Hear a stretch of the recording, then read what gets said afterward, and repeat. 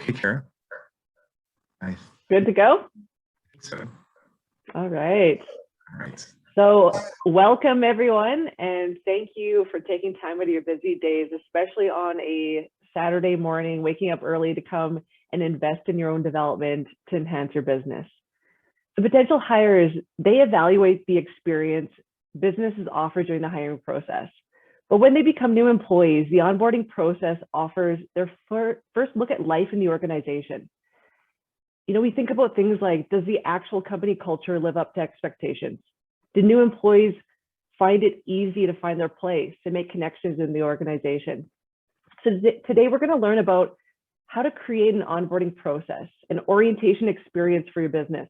The session will offer some practical tools and templates to really help you and your new employees immediately connect with your organization and hit the ground running. But before we start, I would like to respectfully acknowledge the land on which I'm presenting from today in Prince George, BC, is the traditional unceded territory of the Lheidli T'enneh. So here on Turtle Island, our precious earth, this beautiful land, has been cherished and maintained for generations. To Miigwech, thank you very much to be here today. From my ancestors to yours, from my community to yours, from my heart to your heart. So my name is Kara Biles, and I run an HR consulting firm called Reimagine HR and Leadership. I'm also a director of HR at a large global organization where I oversee the learning and development function, as well as the inclusion, diversity, and equity strategy for the company. And I also instruct in the Bachelor of Commerce degree and MBA at the University of Northern BC, focusing on HR and strategy. Growing the next generation of business leaders and entrepreneurs is a personal passion of mine, as well as supporting the business community. I've been a director with the Prince George Chamber of Commerce for over 7 years and also serve on the Two Rivers Art Gallery board as the vice president. But enough about me. I want to hear a little bit more about you and learn more about who's in the room, who's on video. So I'd like you to introduce yourselves here. So I'd like to hear your name, your role, your business, and a little bit about what are you most excited to learn about today? So I don't know who wants to start. Maybe you could just jump in. Or I could call in some folks. I don't know who's all in the room there with you, Josh.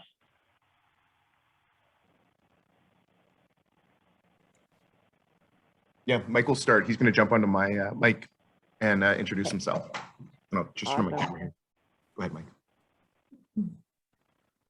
Is you ready to go? Yeah. Okay. Hi, how's it going?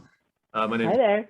I own and operate a company in Whitehorse called Firebean Coffee Roasters. We do an old style fire roast, and we're kind of like playing around with the traditional style of roasting coffee. Currently run it as a sole proprietorship, but I'm looking to build a team around it. So this type of seminar this morning is very important for onboarding people, and I'm looking forward to learning. Awesome. That makes me so happy when I hear that you're just being so proactive and getting things ready before you even bring some folks in the door. Awesome. Yes. Kudos to you. Cart before the horse person. Yeah, it's great. Doesn't happen very often. Thank you. We also got Ben. Yeah, sure. Obviously, we're not strangers, but for everyone else on the call, I'm the founder, president of Neighborly North consumer internet business. We're a managed marketplace like Airbnb for short-term rentals, but we're also providing things like housekeeping and customer service and photography and essentially everything for the supply side of the marketplace. We've been in operations for about 1.5 years now, managed a variety of cleaners, both direct employees and subcontractors, and other sort of more management roles. And coming into the fall, I've got a bunch of interns coming online, many of whom will be remote, some who I hope to have in the office as much as possible. And so I really hope that some of them will be able to come on full time after. And so I think nailing the onboarding and making sure they're supported and have a lot of structure throughout their initial couple months is why I'm here today. Love it. Thank you, Ben. Yeah, you definitely have some folks coming on that you need to be prepared for. So this is going to definitely help you. Great. Who else do I have here? Michelle? Am I saying that correctly? Yep, Michelle. Owner operator of You Can Grow, we're offering services and supply for healthy soils to help gardeners and farmers improve their productivity. So soil amendments like compost and soil blends that are based on biochar and microorganisms, so as to make the best of the conditions that we're dealt with to grow food and to have beautiful landscapes and soil restoration. So that's the area we work in. Up to now, it's a one-person show, and a little like mentioned before, I will have employees coming up. I have great ambitions of building this company. I don't have much of experience with hiring people, certainly not officially and on the long term within my company. So I really want to have good basics on how to do this. How I think I can relate a bit more to the course material that I've seen is when we onboard new directors on the NGO that I work with. There's a lot of similarities, I think, with onboarding with a company, like making sure that if you're already doing it, so on. Then you'll have to mute your mic. Okay, so that's who I am. Fantastic. Thank you very much. Yeah, and you're definitely getting yourself prepared in advance as well. I have somebody that's just coming in, Russo, Josh, just so you know. And then we have also Vanessa. So I'm a textile artist and jewelry designer, and I have a shop in one of the local malls here. And so it's a 3-year-old business. I make all of the product myself. I've been practicing how to onboard on my husband. So he's actually running my store today. But I have an interview this afternoon to try and bring somebody in for my Saturday. So this couldn't be better time. So I used to work in agriculture and I had staff in that context, but it was a completely different kettle of fish because it was all labor focused and I had management that did most of the training and that sort of thing. But this is a lot more intimate. It's a small space. It's a way smaller business. And it's, because it's a product that I'm making, it's very, very personal. And so there's sort of more like a family type feel and context to it all. So I'm looking forward to figuring out how to bring someone in such a way that I'm not expecting them to try to be me, but to, really make the most of their skills and abilities. Awesome. That's great. We have such a diverse group of individuals on this session today. So I think it'll be really interesting to hear. It's wonderful. And Josh and Andy, did you want to introduce yourselves? Am I missing anybody else? Yeah, we can definitely introduce ourselves. Andy, why don't you kick it off? This is everyone for the call today, but everyone that's RSVP'd for today. For sure, absolutely. My name's Andy. I think I know everyone here on a first name basis. Hopefully, I'm pretty sure I had a chance to chat with everyone here on a one-to-one. I'm the co-founder and principal of Outfront. We're a business development company, and we help small businesses and entrepreneurs, scale the business. And particularly, we're involved in typically, government or university-led programs. It's probably been about 5 years since I've hired my last employee, and that's obviously, pre-pandemic. So we're onboarding about 5 interns in the next month and a bit, and we're expecting that, a lot of them will be coming on remotely. So really just excited about, learning how to navigate the onboarding process, especially, managing employees in a remote capacity. So just looking forward to hear a little bit more about perhaps the trends of what to expect for HR in the next bit. Other than that, just really wanted to refresh some of my onboarding kind of processes and the skills required. Fantastic. We aren't fully focusing on remote onboarding. I think that's honestly that would be a whole another workshop to do. But I have a few little tips in there, and we can talk about remote onboarding a little bit as we move forward and go into each of the different areas throughout the process. But it is something that's more common that everything that we're going to talk about today will apply to remote employees. You just have to adjust it and do a little bit more work, definitely, when you're remote onboarding. And Josh.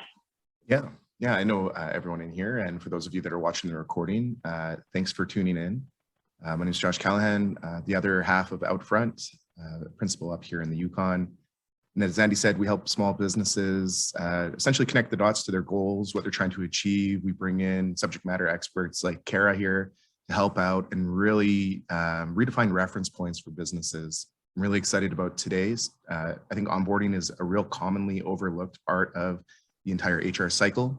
And it's probably, and this is my opinion, and Kara might reinforce this, I think it's probably the most crucial, because our companies are our people.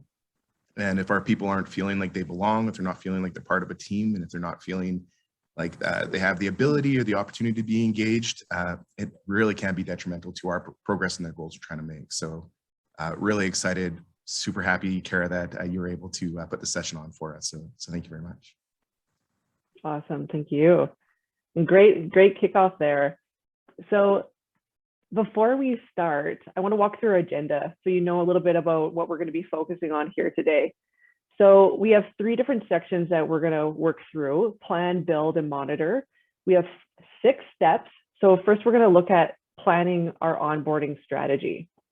Then we're going to assess the current state of onboarding, determine our objective and scope, design the onboarding process. So there's going to be a lot of heavy lifting in that area, and delivering. So those are kind of like the big chunks, 4 and 5. And then finally, we're going to end with monitoring and adjusting. So with any project that we're doing, we're always going to be doing that evaluation piece at the end. So I think it's always incredibly important to review.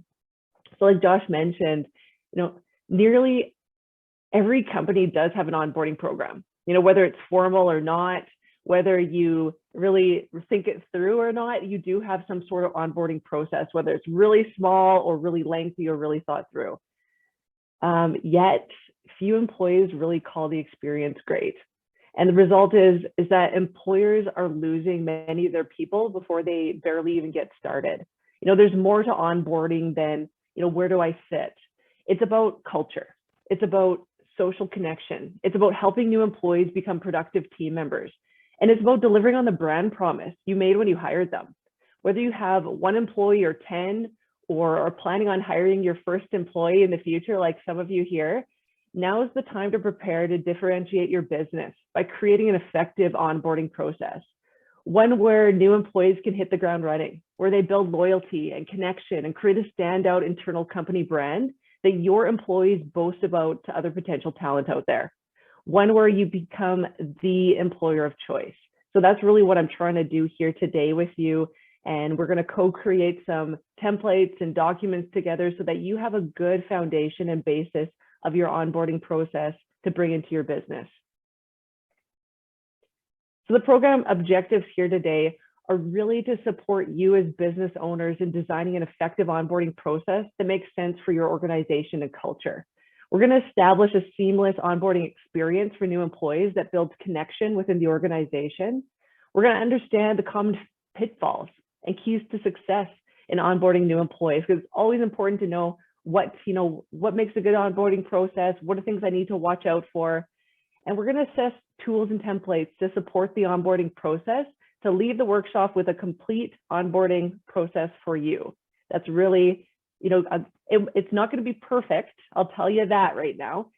It's not going to be your end all. You're going to have to do some continuous evaluation and work to build this out, but it's going to be your foundation, and it's going to give you a start to get you going.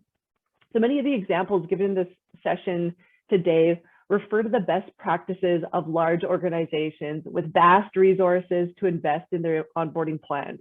But for small to medium organizations, startups, sole proprietorships like some of you here, all of the best practices can translate and be effective. So everyone on this call can accrue the benefits of best practices developed within these large organizations simply by investing some attention to developing your own strategic plans and actions. Okay, and this is really important to you too in scaling your business. So having that foundation, having that starting point, those documents ready to go, you're going to be able to scale that up as you grow your business in the future. So to make the most of this session, just like anyone out there, I really want you to manage your energy. We're going to be spending 4 hours together. So take stretch breaks if you need, stand up, move around. A lot of us aren't used to sitting in front of a a computer or in a classroom these days. And if you need to move around, please do so. And of course, minimize your physical and technological distractions, put your phone away, close your email, make this a time for you. This is your learning opportunity. The session is what you make of it and what you put into it. And I want you to share your stories and insights so that others on the call and in the room here can learn from each other. Every one of us has some valuable experiences to share. I heard that there's some folks that had other, previous roles and jobs, and you've probably gone through different onboarding experiences. I want you to talk about that. I want you to talk about what you've seen that worked and things that didn't work so that we can learn together from it. And of course, be kind to each other. We are all speaking to our best intentions, and this is a safe space. We're all learning here. It's okay not to know everything. That's the point of learning and growth. That's why we're sitting here all together to learn. All right. So first off, what is onboarding? And this gets confused some of the times. So finding the best candidates for positions in your organization is really only part of building an effective team. The process of onboarding new employees can be one of the most critical factors in ensuring recently hired talent will be productive, contented workers, happy. And new employee onboarding is the process of really integrating a new employee with a company and its culture, as well as getting a new hire the tools and info they need to become productive members of the team. It's really bringing them into the organization to understand the values and culture of your business. And onboarding new hires at an organization should really be a strategic process that lasts at least 1 year. And that's always something that surprises people that, I thought it was 1 day, I thought it was 1 week, but it actually should probably be about 1 year. And this is, what staffing and HR experts out there say, because how employees handle the first few days and months of a new employee's experience, it's really crucial to ensuring that high retention and then throughout that full year. That's your critical area to really do a good job.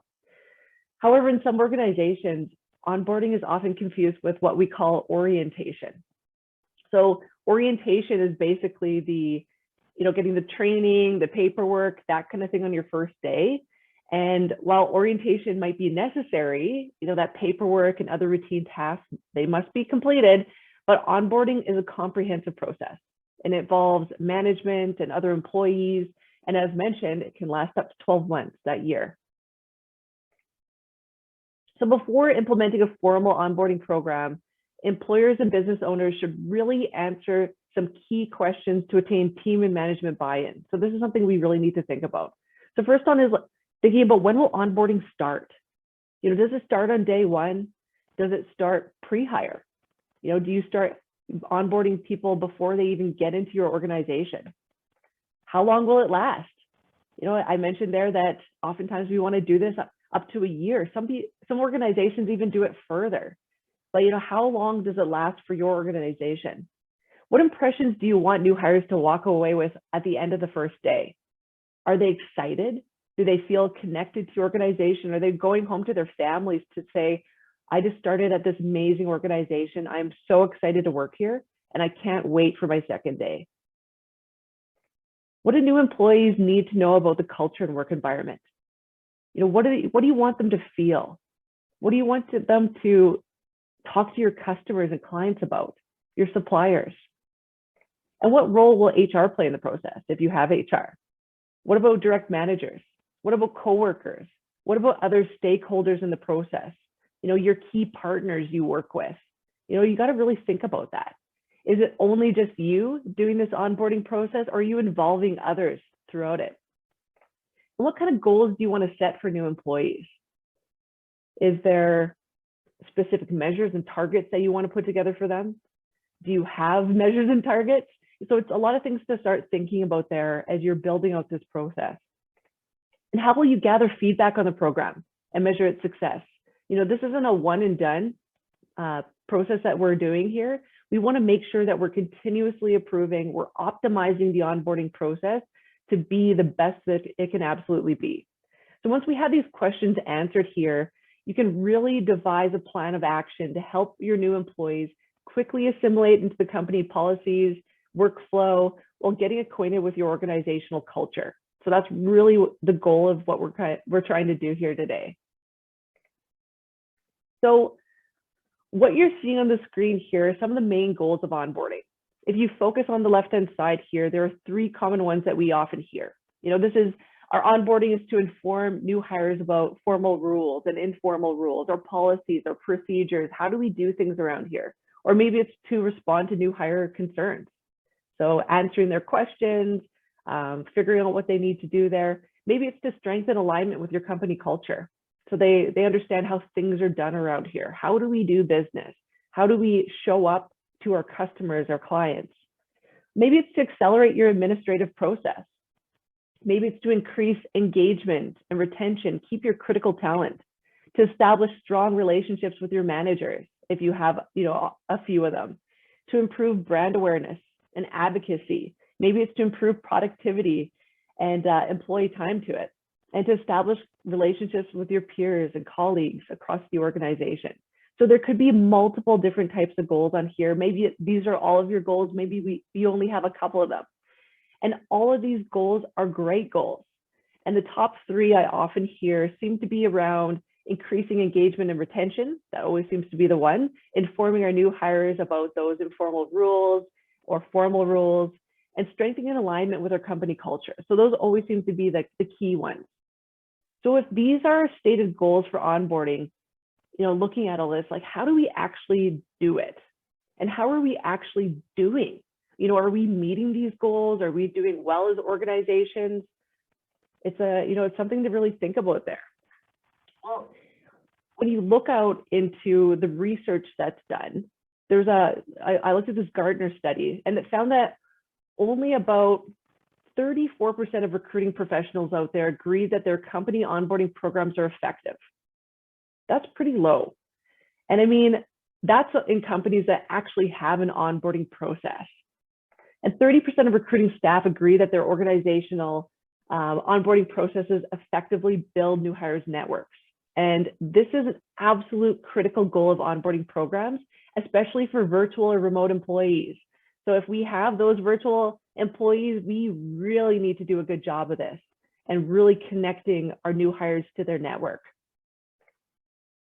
And then from the perspective of hiring managers, only about 51% of them believe that their organization's onboarding program is efficient. So these are not great. These are actually kind of higher than other ones that I've seen, to be honest, but usually it's quite low. And these are large organizations, big ones out there. So when you look to small businesses, oftentimes, we don't have onboarding programs. We don't have the time, the resources to do that, the capacity. So putting something in place right now for yourselves, I think, is a really incredibly important thing to do, and you're ahead of the game. So when we look at these stats here on the screen, there is some clear opportunities here to deliver on a more compelling and complete overall onboarding experience for ourselves. The new hires, they increasingly regret their decisions after a poor onboarding decision. And that critical talent, they can easily find opportunities elsewhere. And now more than ever, these remote working opportunities that we're seeing out there, they're really squeezing the talent pool and making retention of talent even more important. So we really want to do a good job of onboarding our folks in here so that we can keep them, because they can go elsewhere. You look out there right now and there's that, what do they call it? The great resignation that's going to be happening right now. And people are leaving their organizations because our world is connected more than ever virtually, and they could work across the world in a remote role. So there's lots of opportunities out there. So I want to hear your experiences now. I've been talking at you a little bit here. So we've all had either a really great or a really bad onboarding experience. And I want to hear first about your worst. Who's had a bad onboarding experience? Maybe you came into an organization and there was absolutely nothing ready for you. You had no support at all. You were thrown right into it with no support there. And maybe it was absolutely terrible. So I want to hear about it. So who's had a really bad onboarding experience?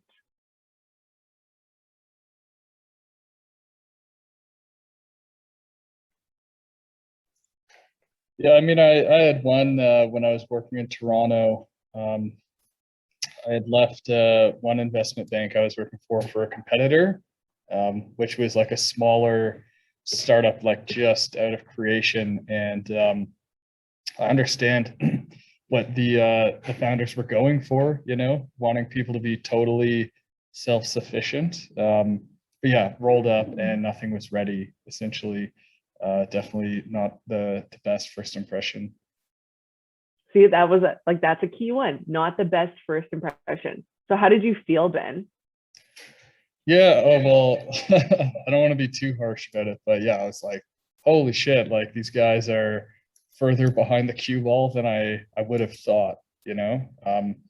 Like going from a company that has 24/7 tech support, like in the building. I had a problem with my cell phone, I have a problem with my computer, someone appears and fixes it, and then going to an organization where it was just so different. Definitely felt, I don't know, less prestigious. Yeah, did it make you question your choice? A little bit. It's true though, you know, like we think about those things, and that first impression is absolutely key, because then you're wondering like, what the hell? Like, do they value me? Do I, you know, am I important here? You know, am I critical to this? It feels like, you know, I'm not. Who else has had a bad experience?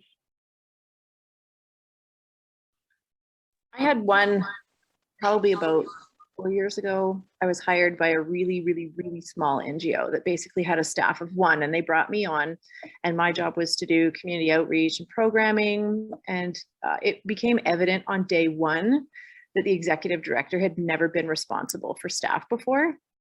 I came with a pretty impressive resume, because I'd always been self-employed. I was, you know, self-starter initiative, all of those important things you need when you're working for yourself. And I think that it was some of those things, plus my skills and experience with fundraising, that they thought would benefit the organization. So I think they knew they had a good employee when they saw it on paper, but then once I was hired, they didn't know what the hell to do with me.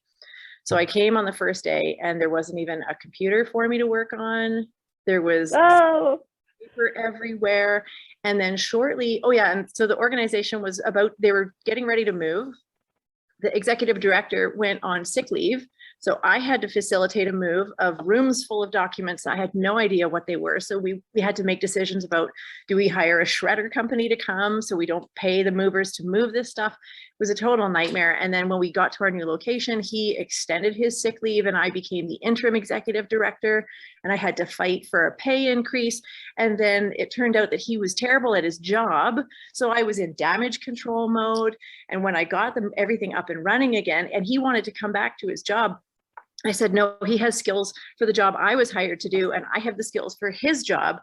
And they didn't let me keep my job. So I wrote a really, really, really loud hatagram resignation letter. Oh my God. That is a nightmare. And, you know, as you're talking through this, I was like, wow, sounds like you have a really high tolerance for ambiguity. And you probably can walk into somewhere and feel comfortable with that and figure it out, because you did, you know. But if you didn't have that, you know, you probably be like, I'm out of here. Like, this is insane. You know, like a lot of people for sure would, you know, and walk away, because you're dealing with, you know, a big pile of steaming garbage as well. So yeah. It's not only, you know, they're not ready for you. There's no setup. You don't even have a computer to start with, but you also have to deal with a lot of really, you know, big issues that are not fun. So, you know, that combination would usually, you know, somebody would go running. So they're lucky that you have that high tolerance and that you know, can do the problem solving and had the skill sets for that. Yeah, that's a terrible one. Jeez. Anyone else? Any poor experiences? All I'm going to say, it's along the same lines as Ben and Vanessa, like lack of preparation. My experience was that in between submitting the resume and showing up on site for the first day, like there were a few months for the interviews, for signing off all the official papers. And the day that I show up on site, the direct manager didn't have a clue that I was to be there that day. and the person had a full day and was a very busy person, and she was pissed off that I would show up without her knowing that she had to onboard me. So she was very hostile, and it made for a very bad start. So it seems like it all comes down to being prepared within the company before the new person comes in. Absolutely, and that's some key reflection there.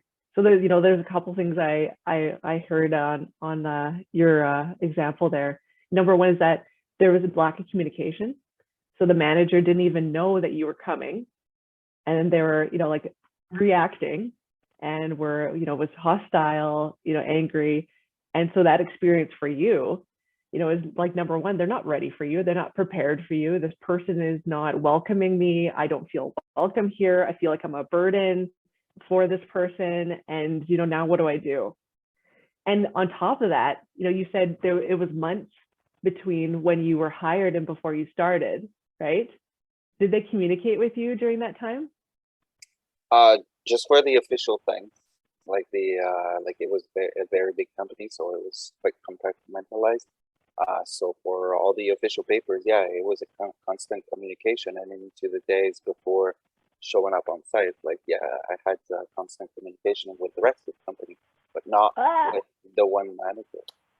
See, and that's such a good example, because oftentimes though I hear like, no, I got hired, and then they never talked to me again until my first day.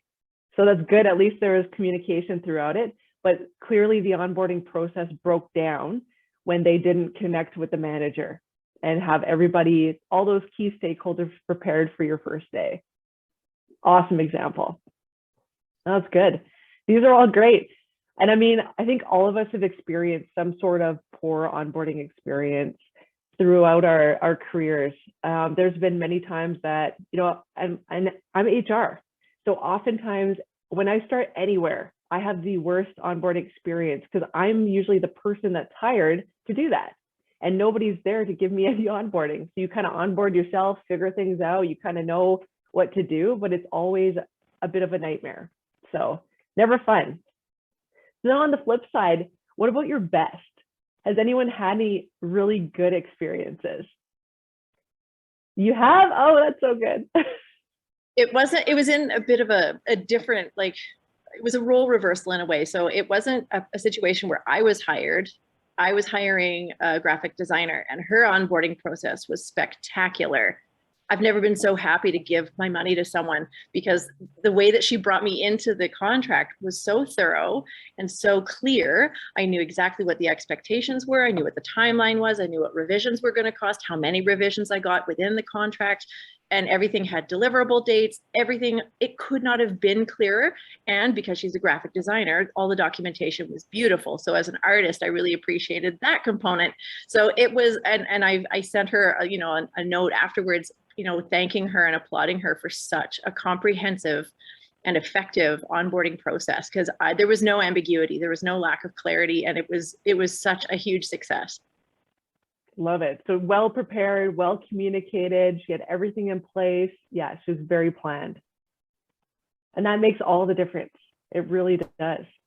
And she probably didn't even realize that she was doing that. Yeah. Awesome. Anybody else have a good experience? Sometimes they're rare. A very good experience that I can speak of. Again, it was another very big institution.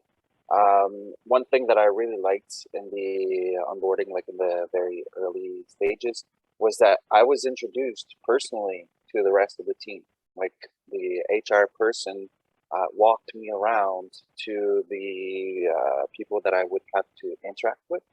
And it was like, it's the type of thing that they would do for lots of people because it was a big institution. But I felt that just having 2 minutes to be introduced to the people that I would have to interact online with for the following months, I thought that this was very valuable, and it did make for a good start with a lot of the people that I would have to interact with. And that one is so key, so key. And it's something that a lot of people don't even think about, but just like how awkward would it be for you, you know, even on site, say for on site, you're in the lunchroom and someone is like, who are you? You know, so you avoid those uncomfortable situations. They already know that you're, oh, hey, how's it going? How's your first day going? Or whatever, like, oh, asking a little bit more about yourself. So it's creating those relationships right off the bat by doing those introductions. Love it. It's a great one. Any other great onboarding experiences? And the whole thing doesn't have to be amazing, but maybe there was like a key piece out of them that you were like, wow, that was awesome that they did that. Josh. I can share one. During my first job with Canfor, actually, I was 17 years old, and onboarding experience. It was good because there was no surprises, absolutely no surprises. I came into the organization, I had a solid orientation. They showed me where a full day of safety training, like, right? MSDS sheets were. So if I ever needed to access anything, I knew where to go, and I knew who I could ask if I needed like lockout procedure, which made it safe for me to go into machines. So I never had this moment of doubt on what I was doing because they did such a great job with my orientation of showing me, you know, where to go to find the answers. Where do I go if there's an emergency? What do I do if I get hurt? There was really no guessing for me. And I can't say the same for every other job I've had, but that one was actually quite exceptional. And the other thing I appreciated about it is it was probably like halfway through my first year, then my manager was sitting down with me and started giving me more responsibilities, was able to bring me to other parts of the mill. And I felt like that empowerment was actually really beneficial too, because I stayed with Canfor on that operation until they didn't have cleanup students anymore. And then I went back to Canfor and multiple operations as a result of, you know, that good experience. So yeah, it's really good. That's awesome. Good. Well, I'm glad to hear that.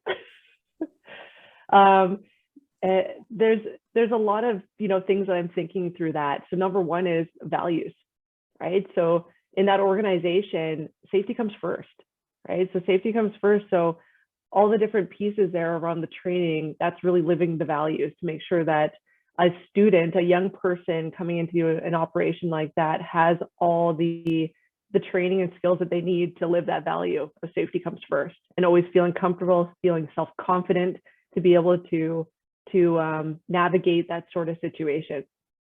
Love it. That's good. Any other great experiences that you want to share?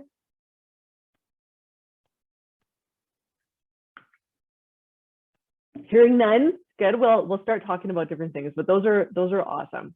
But it's really important to remember that, you know, new hires who experience such badly planned and executed initiations, they might really think that the organization is poorly managed, right? And decide that it was a mistake to take the job. So those are things that we think about, we make assumptions, we run things through our head.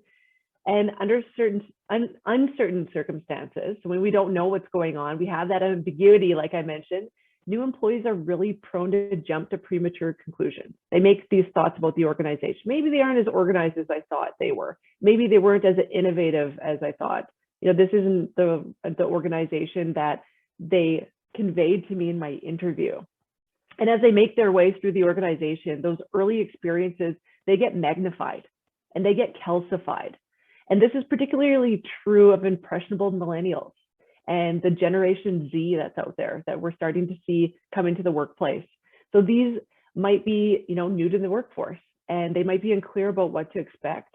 And rather than setting new employees up for success, organizations with poor onboarding experiences and processes, they're setting the stage for an early exit, right? So right off the bat, those first impressions really do make a difference.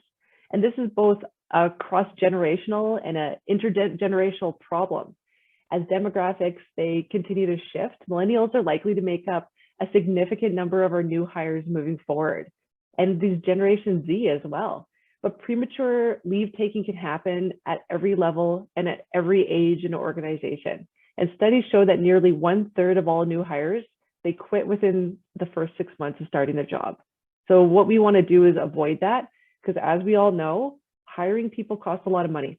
You know, it costs our businesses probably about 1 year's salary is what they usually estimate by the time you put together all the effort, administrative tasks, you know, you're posting the jobs, you're reviewing resumes, you're interviewing, you're doing background check, all those different things that come into that, plus the training, the laptops or whatever, the equipment, it all adds up to a significant amount of money every time that you're hiring a new employee. So we all know that it's expensive for us in general.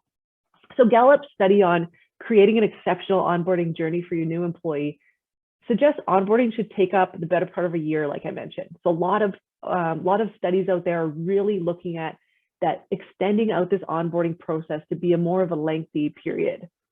So Gallup has discovered that there are 5 main questions asked during that time that, when addressed, they lead to an exceptional onboarding program that sets employees up for success. So these questions include, what do we believe in around here? What are our values? How do we do things in our business? What are my strengths as an employee? What am I really good at? And where can I excel in this organization? What is my role? What am I supposed to be doing here? And how does my role really contribute to the organizational success? How do I contribute to strategic objectives of this organization? And who are my partners? Who do I reach out to? Who do I work with? Who are my key contacts in this organization? And finally, what does my future here look like? And I think that's a really important one that oftentimes we overlook, because we all want to know that. Our employees want to know that, especially the younger generations. They want to know about career development. Where can I grow in this organization? And do I see myself being here for longer than 1 year, or whatever it is? So these are the questions that we aim to address in our onboarding design. So I want you to think about these as we move forward in the process, and I'll kind of wrap back to them a few times. But these are really key ones that, if we do a good job, we're going to answer every single one of these and make sure that we have that strong connection and clarity for our new hires. So we're going to jump now and start moving into our planning. So step 1 is to plan your onboarding strategy. In this section here, our key takeaways are to develop an onboarding process map. We're going to look at understanding roles and responsibilities, as well as the common pitfalls of onboarding and the keys to success that we need. So this workshop today here, it's really going to help you lay the groundwork for building an onboarding program, like I mentioned, and really ensure that all participants in the process understand the responsibilities, the process timeline, expected outcomes. We're really looking to gain some really strong clarity in this overall process. So the outcomes of an effective onboarding process really include things like, onboarding advances, recruiting, HR, business strategies. It's going to help us move forward as an organization. The onboarding process, it really strengthens the employment brand, like I mentioned. We're really creating that brand promise over and over again throughout the whole process. The onboarding process accelerates new hire performance. We all know that. We've all been through these sort of onboarding processes that are great or not great. It's going to increase that productivity, get you hitting the ground running or not. And the onboarding process, it maximizes retention, of course. If you feel connected, you feel committed, you've built loyalty with an organization, you're going to stay there. And we have a really great opportunity to start creating that connection right away to increase that retention. So if we don't have an onboarding process in place, some of the problems we often see are things like new hires are not integrated into organizations or networks. We don't know who to contact. We don't know anything about this organization, don't really know what my job is. I don't know, what I need to do here. So it really slows things down and creates some issues. New hires don't understand their role or performance expectations. They don't understand the organization's culture, values. Maybe they make some decisions that are not aligned with what you want to be doing. They're not in line with the values that you have for your organization. So you want to make sure that those are very, very crystal clear. And the onboarding process fails to meet or doesn't align with all parties' objectives. So maybe it's, going in the opposite direction of where you want things to go. So these are all just things that I want to think about as we're moving forward here. So now to think about the pitfalls. Okay, why is that auto rotate? Hopefully it doesn't do that again. I don't know why I have a weird animation on there. So now I'd like you to think about what pitfalls and keys to success you've learned as you've onboarded new employees into your organization or that you've experienced. So we've heard a few of them there and started talking about them when we talked about the worst and the best onboarding experiences that we've had. But, you know, like, what did you do that was helpful? Or what did you experience that was helpful? What about pitfalls to avoid, steer clear of? What things do we not want to do? So let's start with our keys to success first. You know, what are some of the keys to success to successfully onboard new employees? What do you think? What do we need to do? I mean, I've found that in dealing with my housekeepers, which is admittedly like a higher turnover role, lower skill requirements, lower wage. I found, and it's pretty independent. Like, they're not directly supervised all day. They're just driving around town, housekeeping the various properties that are on Neighborly North, and started off just sort of wanting them to be as independent as possible, you know, just like, all right, here's like the list of all the properties and how to get inside them, and this is the cleaning checklist, now go. And I just realized over time that spending way more time with them initially, maybe taking a trip to 1 or 2 properties with them in person, explaining to them the company and its missions, and really investing at least like several hours with them on their first day, help their overall attitude and commitment. And then again, something I've started doing is that almost every day at 11 o'clock, I drive back to our little laundry facility downtown and just see them in person before they start their shift. And that again is also helped with alignment and buy-in and commitment and better communication and better cleaning outcomes as well. Love it. So you've done that trial and error. You figured it out, that you're building that, you are building that onboarding process. Like you've kind of done the, like, let's figure out, here's the stuff figured out, but you also still had checklists. You also still had information for them to start, and now you're enhancing it. So you're seeing that, okay, if I do this, this is going to give me some better outcomes in the end. Had to ruin a lot of cleaners to get this far. Yeah, exactly. And that's what we learn, right? Is going through that pain to realize, okay, now that I have done that, here's what I'm going to put in place to make this easier for me and to have more success for my business. And I love the key points that you had in there around really having them understand your mission and your vision of the company and where you're going and how you operate around here. It can't just be done poorly. They need to clean really, really well. It needs to be spotless. It needs to be to a standard that you have, because that's how your organization is operating. Mm-hmm. It's awesome. That's great. So clarity, spending time with people, showing them their expectations, making sure that it's very clear on what their role is and what part they play in the organization. Yeah, your vision. Yeah, and I'm very cost conscious, like I'm really slow. Like I really like to keep my costs low as possible wherever I can. But yeah, in one case, we were in a pinch for cleaning, and Amy, she had to work like a huge day, like a gigantic day. So I ended up getting her a gift card for some groceries as well, as like a little bonus, just token of gratitude. And I find those things as well help. Totally. That's employee appreciation, right? That's going to make people feel good. They're going to feel more connected. You're building that culture. Yeah. Awesome. What else? What else does anyone have for suggestions around keys to success? There's a lot in there with Ben. It's good. I could share one. I typically work with students, like kind of neighborhood friends of the family, to help me pack and grind coffee. It's not a complicated task, but we still, when we bring them in, we can't just like leave them. So we have to, I typically try to outline our goals. Like what's our goal for this packing session? Like even for the next 2 hours, this is what we need. This is what we need done. Do you think you can do it? And half of them have to be ground this way, and half of them have to. So communication and laying out our goals in small little packets for that 2 hour session has proven really valuable for these students. So we're not talking long-term big things, just little slices of what has to happen in the next little bit. Awesome. And I love the comment around the goals and Yeah. giving them, you know, that like what outcome are you trying to achieve?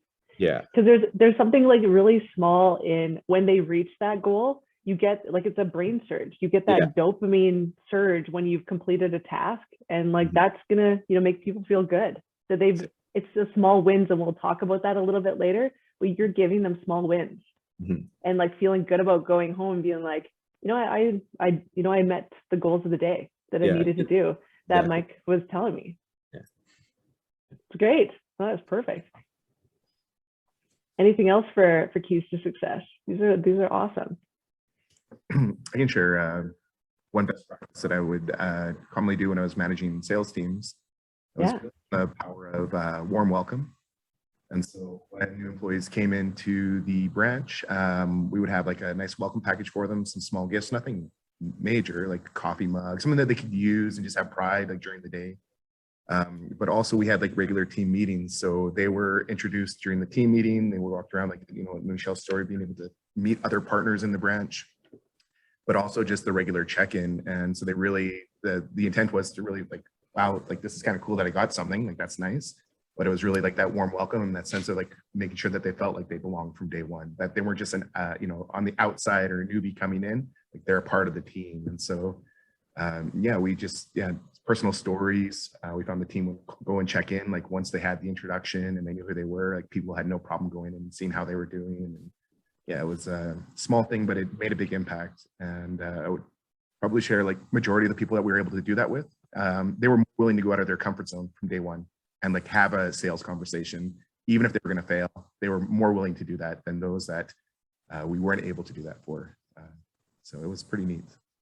Totally. And you know, you say it's a small thing, but that's actually like such a big thing that I don't often see in organizations. Like they don't do a good welcome, you know, like we heard earlier that oftentimes there's miscommunication. People don't know that somebody's starting, you know, they just show up. The front desk has no idea who they are. You know, they don't have keys ready for them. They don't have a laptop or anything like that. So when you create that feeling of welcome, it's like that feeling of inclusion. Like I am part of this group and I'm going to be successful here. And even like that little, you know, you mentioned swag. And I think that's like such a great thing that we'll talk about a little bit later too, is like creating a little bit of a, you know, like I'm a part of the team. I have something that shows I work here. You know, now I am truly part of the team. Like, and you know, Josh, we were talking about this before, and it's like a psychology thing. It's that reciprocity rule. And when people are given something, they feel connected and feel like they owe you almost. And it's like a funny, like a weird thing, but you know, it's like you feel more invested in that organization because they, you know, oh my God, they gave me a gift. And like they go home and talk about that to their family, to their friends. Like, hey, yeah, my first day was amazing. I got this new coffee cup, or hey, I got this shirt, or whatever it was. And it can be like, you know, a really cheap little piece of swag, but it's meaningful. It's just the act of doing that and connecting them sooner with the organization. I love that. Good examples. So what about some of the pitfalls now? So we've heard a lot of these keys to success, and we'll talk a lot about that. And we heard some pitfalls before, but what are those? Like, what are the pitfalls? I could share one. Yeah. One pitfall I ran into recently was expecting I brought in a roaster to like roast with me or for me. And I thought it would be easy to hand off. And I thought, you know, because I've been doing it for 5 years, it just became automatic to me what to look for as I'm cooking the coffee. And I didn't think that to someone coming in, it's completely foreign. So I'm living in this world where I can just like do this and that very easily. You're pro. Yeah. You're well, pro. like, there's like a lot of hours behind it. And then you're bringing in a rookie that doesn't know anything about it. So you really have to, I learned, well, we had a big spill on the ground. So that's garbage. And then we had a drum fire, which is very dangerous. So all the coffee inside the drum going to flames. So imagine how dangerous that is. And then we had the last 3 strikes you're out was my motor got like ripped off, like the welds came off the machine. So very dangerous stuff with like chains and gears and motors. And those are none of those mistakes I've ever made, but to them, they were probably maybe a little bit nervous with it. Anyhow, really big errors. It just made me realize that we have to hang out like way longer together as an apprentice style relationship, so I can transfer knowledge. It's not just like a plug and play situation. Absolutely. And that's some really strong reflection on that too. Yeah. And looking back and going, okay, what could I do differently next time? Yeah. But that is the thing we often forget, is that, we're technical experts. We're the pros here. We've been doing this for a long time. And it's that like empathy piece, is taking a step back and looking at, how does it feel for this person? What is it going to look like for them? They've never done this before, and thinking through that, like, what do I need to do to make sure that they're successful? It's tough to do that. It's tricky. Yeah. So it is tricky. The pitfall, I guess, just imagining being new, like, and knowing nothing about it. Yeah, because this is what you live every day. Yeah. You live it every day, and somebody else, it's completely foreign to them. So it's hard to imagine that. It really is. Yeah. Awesome. That's great. What else? What are other pitfalls? So I have something that's similar to what Michael was just talking about. So like I said earlier, I've been kind of experimenting with onboarding with my husband and trying to figure out like how much information to tell at once. And this has been a really great experience, because I cut my teeth in retail. I have been selling people things since I was probably legally allowed to do so, like employed at age 11 and selling things, and I've worked for some big chains, tried, and it was definitely not for me. But in the process of working for those big chains, you go through the big training manual of like, here's how we sell stuff in this company. And even though reading those binders killed me, like I pulled out some really valuable stuff, and now it's like in my DNA of how I do my business. So having my husband come in, who works for government in education, like he's starting at 0, and so the stuff that's second nature to me is absolutely brand new to him. And so really I've had him come in and just shadow me. But so today he's running my store, and I apologize because I do have my phone here because I'm spying on him. Yes. But so when he came by yesterday, when he was done his work day, so I could give him a refresher on the point of sale, there was like, well, what if somebody wants to buy a gift card? What if somebody wants to redeem a gift card? Well, what if their rewards, they've earned enough rewards and they want to redeem their rewards? Or what if they want to make a return? I'm like, tell them to come back on Tuesday. Like, I'm not going to give you all the things. Just try to sell stuff and don't talk about yourself too much. Simple. Yeah. Simple. But it's, and that's a good example there, because we can give people a ton of information too soon. And then it's overwhelming. There's, it's an overload of information if we try to do that all at once. So spacing it out so that people have time to comprehend, to reflect, to actually absorb that learning. I think that's a really good example, Vanessa. Because imagine you just went through everything and told him all the things, and he'd probably be pretty stressed out. And because it's a low volume retail store, and what I've already seen of him, spending a few Saturdays with me, is that shadowing is going to be the best way for him to get a chance to try most of the things. Because if I just handed him one of those big manuals, like, he would hate me, he would not read it, and then he'd still know nothing. So I feel like going gradually and letting him have little successes while I'm there as his safety net, is going to set him up for success. Absolutely. And build his confidence gradually and his skills gradually. It's great. Well, and people learn different ways. Not everyone's going to learn through a manual. There needs to be different opportunities for hands-on, experiential. They need to go through that process of doing it. So it's a while. When you think about the year, a year of onboarding, that really does, start making sense. Because I think, probably many of you have been in jobs where you do get that big manual. I oftentimes have never read them. You look at it, I'm like, okay, I'll reference that at some point, but you kind of throw that in a cupboard and then you never look at it again. You figure it out on the way, and you ask people and you talk to people and you do that hands-on learning. So that's great. It's a good pitfall. Anything else there? I'm going to bounce back on what you just said, Kara. Being flexible in the way that we share the information to the newbie. Like some people learn better by reading, some people learn better by shadowing, some people learn better by practicing. I do have experience where I was just thrown at way too much information by written, and it was just overwhelming. But I also do have an experience where they were just used in onboarding people and showing them on site what needs to be done. I'm a lot more, I learned by reading, and it was just not doing it for me. I needed to read the basics, and then I would have felt confident to try it out in the field. So being flexible to different people's different ways of learning, I think that's a key point. It can definitely be. Yeah, it's so key. You know, and you would have looked at that manual and read through it and reflected on it, and you know that would have been perfect for you, but not for other people. It's such a key thing. And we all think about when we feel overwhelmed. You know, you start a new organization, there's stuff flying around, you're trying to learn all these different things, and then you start feeling stressed. You start feeling that overwhelming feeling, and then that imposter syndrome starts creeping in. And you start having those messages in the back of your head, like, am I cut out for this job? Am I going to be able to do this? I'm going to fail at this. And then those stories start coming for that new hire, and their self-confidence goes down. And that is like one of the key things that we want to have up is self-confidence, right? So that's, yeah, it's a really important comment. Thank you very much. That's good. So there's a lot of, we could probably keep talking about this forever, about all these different pitfalls and things that come up, and but it's just something to start thinking about. And as you are onboarding people, your new hires, you know, what are you doing to make sure that they're successful?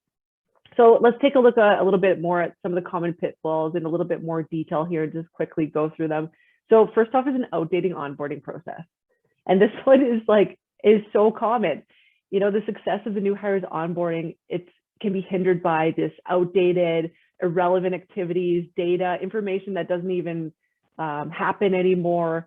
Or, you know, maybe we follow a legacy process that no longer reflects new hires' needs. So that's something to keep out for. Or maybe the process ignores regulatory and compliance issues. The landscape has changed. There's new acts that have come into play that we haven't updated our content on. Links are broken. Stuff doesn't work anymore. Like then it just looks unprofessional, looks old, and then they don't take it seriously. Next one is unclear ownership of onboarding. So the onboarding period lacks organizational preparedness, like there's no workspace, no equipment, the manager is caught off guard, like Michelle talked about. They weren't ready for that new hire coming into play.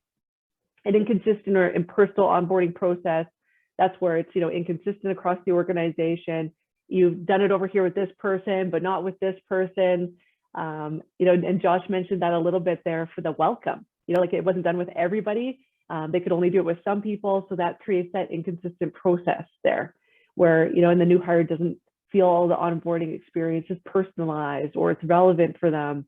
So we want to make sure that we're doing that well. And then the last one there is transactional onboarding process. So this would be, you know, an onboarding process that focuses on those transactional activities, such as, you know, sharing information, completing forms, creating the risk that the new hire feels lost, confused, unsupported, because it's kind of just, you know, those transactional activities. It's not creating relationships or connection. It's just getting the form signed. Here's your stuff. Now get to work. Like it's just too transactional. And then on the flip side, here's some helpful keys to success. And we already talked about some of them, and you identified some here, most of them. So we're going to assess our current state of onboarding. So really understanding where and how you can improve your current onboarding process and which key activities or process steps need updating.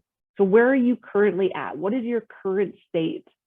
And then we want to design a coordinated, streamlined process.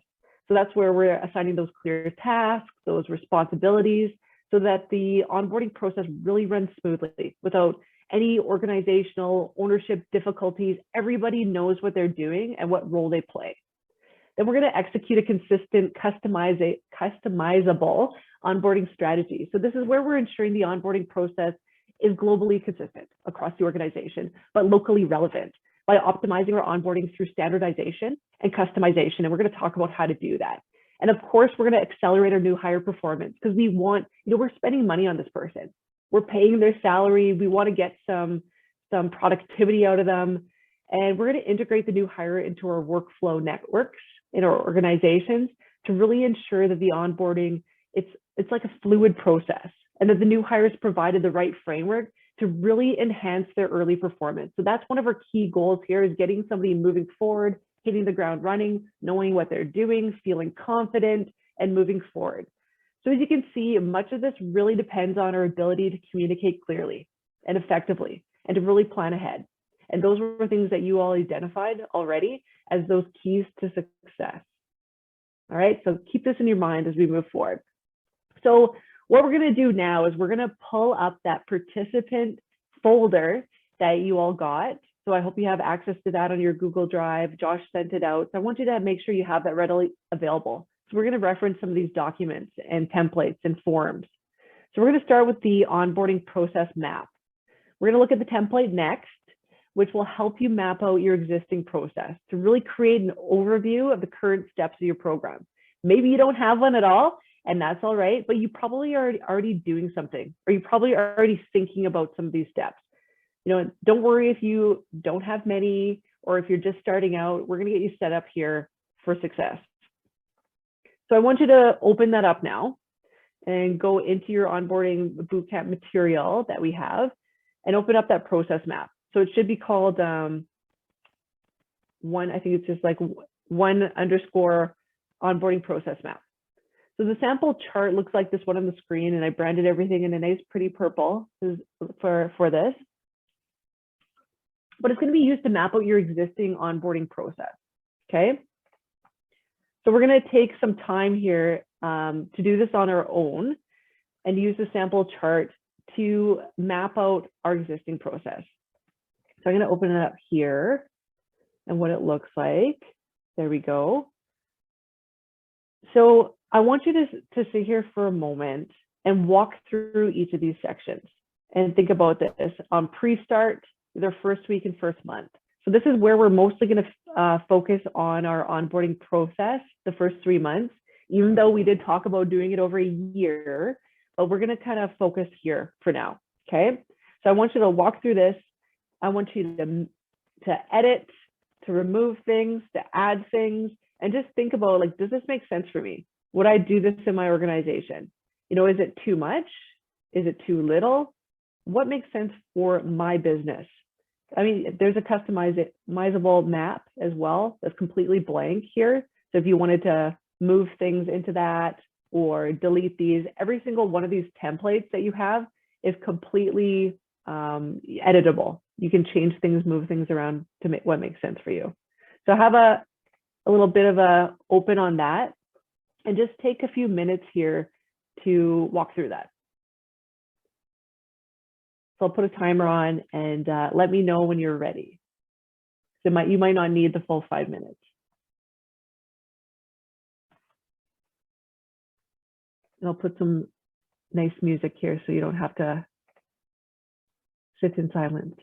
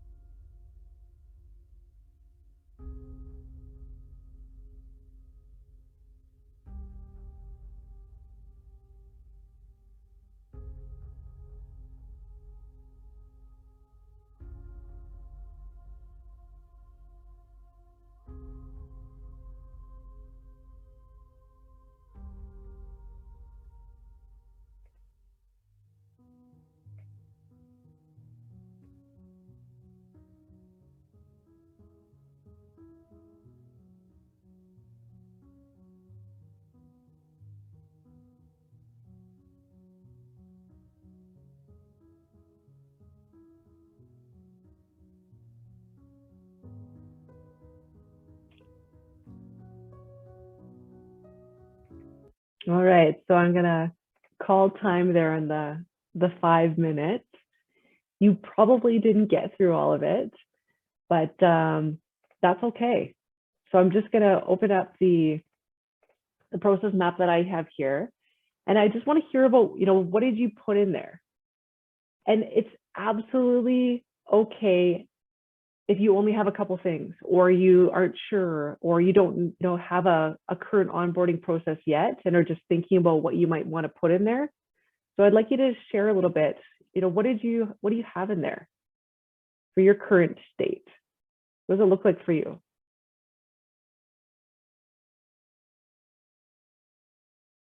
Do you have pre-start pieces that you do?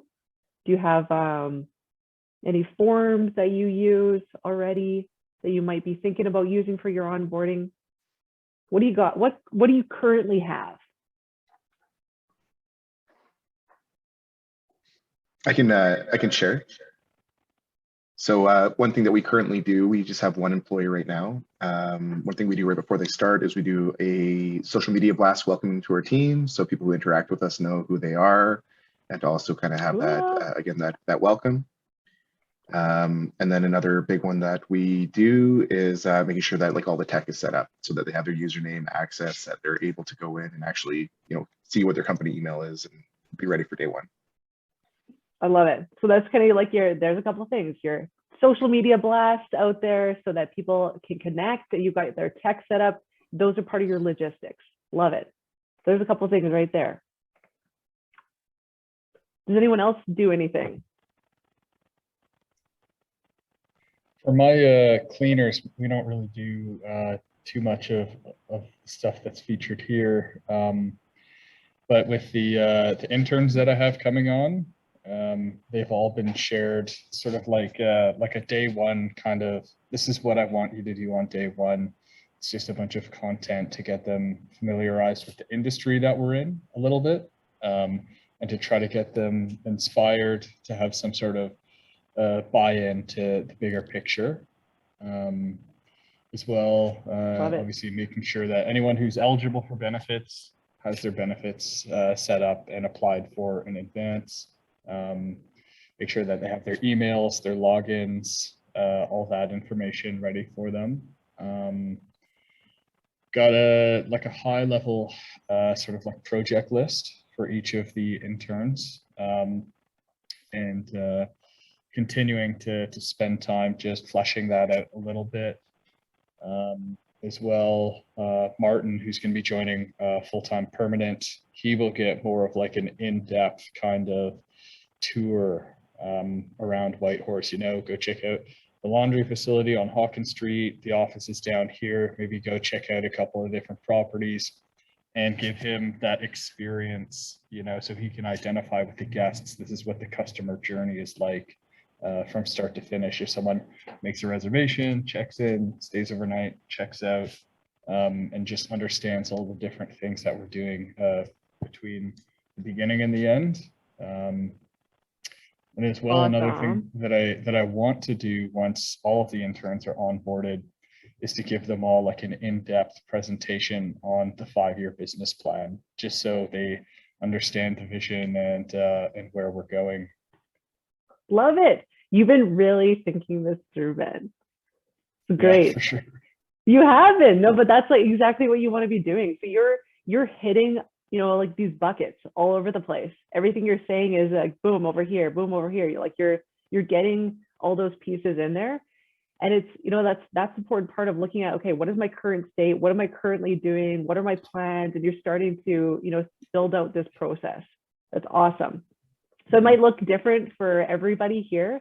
You might not have anything in your buckets yet. You might just be thinking about it. You might have, more built out like Ben has, or Josh was talking about there, but that's okay, because we all start in different places, and just knowing your current state is just the point of this. So just a simple thing, just get thinking about, where you're at, what you have, and then we'll start building out from here. Okay. So thank you for doing that exercise. It's just your, thoughts of, where you're going, what you're starting with here. So step 2 now is we're going to assess, so now that we've assessed that current state with our map there, now we understand where and how we can improve the way new hires are currently onboarded and which key activities or process steps need updating. So where do we have gaps? Where do we need to fill things in to make it stronger and really enhance and optimize our process? So in this section here, we're going to gather feedback from our stakeholders and employees and identify our areas of strength and weakness. So it's kind of looking at just at our overall current state and really assessing that. So our first task here in assessing our current state is to gather feedback, just like we would do any other process out there. When we gain insight from those that are involved in the onboarding process, we can really identify areas that need improvements or those gaps, and then work to prioritize our work. So what's going to give us the biggest bang for our buck? Where do we want to focus our efforts? I know you all are very busy business owners, and you want to make sure that you're optimizing this, right? So we aren't going to do this right now, and this is going to be part of your future ongoing feedback and optimization for your onboarding process. Because right now, most of us, we don't have, we might not have these stakeholders, we might not have a process, but I want you to have tools for your future loop that you can gather that feedback for, okay? So I'm going to open up the feedback survey and prioritization tool. So I've always put a little handout section at the bottom of the screens when we're doing that. So let me just open that here, and I'm going to display it on your screen. So I'm a very, very much tools person. So I like you to have things that you can take away and use, and this is for your future, So what this is, it's going to enable you to solicit feedback for your stakeholders and new hires to really assess the strengths and weaknesses of your onboarding program and help you refine it in your objectives. So what you're going to do is you're going to send a survey to recently hired, onboarded new hires, and you can take out, you'll copy and paste this onto a nice little screen after.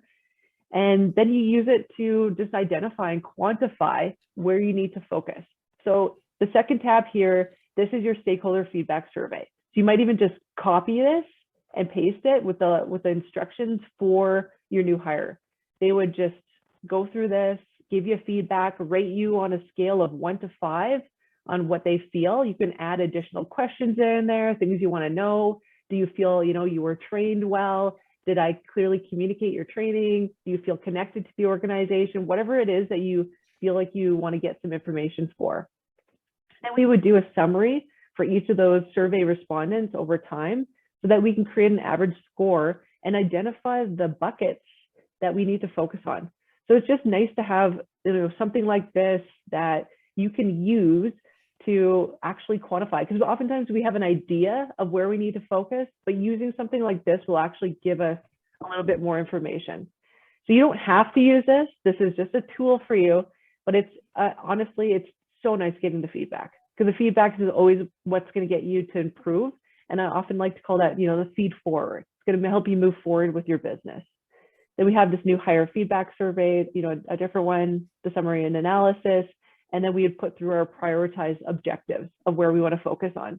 So maybe, our stakeholder feedback survey that we got, it's maybe our priorities high in this area. We'll put together some action steps that we need to do to change things and enhance it or work on. And maybe we delegate to our employees so that we're not doing this all the time. You guys want to be moving forward with your strategy. You want to be focusing on the overall business. So as you grow your business and grow your employee base, this is your opportunity to delegate things out. Okay, so we're not going to use this today, but this is just here for you for the future to help you with that feedback. All right. So moving forward now, next up in assessing our current state, we identify our areas of strength and weakness. So you would be able to do that with your feedback survey. You'd find out where your strengths are, you find out where your gaps are, your weaknesses, and then you'd put it through in your prioritization. So your business the best, and you can self-diagnose areas in need of change and improvement and where you can leverage or maintain areas of strength. So this is your business, and I want you now to use the onboarding effectiveness self-diagnostic, which is used in the activity that we're going to do next. So I want you to pull that out in your participant package. So it's the one called 2_2 onboarding effectiveness self-diagnostic. Okay, so this is really simple. What it looks like is, I'm just gonna, hold on, let me pull it out on the screen here. There we go. So what this is, it's gonna help you assess the efficiency of your current approach to onboarding. So I want you to complete this alone on your own right now to look at onboarding areas that require improvement. So I don't think we'll need to take too much time doing this, but I want you to have a few minutes here to walk through these. So you've got these basic onboarding activities, you've got intermediate onboarding activities, and then advanced. So you will be doing these as you start moving through and building your program. But right now we're assessing. We're just assessing how we're doing, what our current state is. Start looking through these. And maybe you haven't hired anybody yet and you're kind of like, okay, I haven't even done these yet. But think about what you would do on your first day. You know, how you would get this information to them. So I just want you to have a few minutes here. I don't think we'll do the full 5, maybe we'll do 3 minutes here for you to just walk through these and just make a note of, yeah, I do that. I'm doing that. And then maybe write down here some areas that you want to focus on. And remember, we don't focus on all areas, we focus on 1 or 2. Make it manageable, you know, start small and just focus on one thing, okay? So pull that out and I'll turn our music on and we'll do 3 minutes of you looking through this right now for your own business.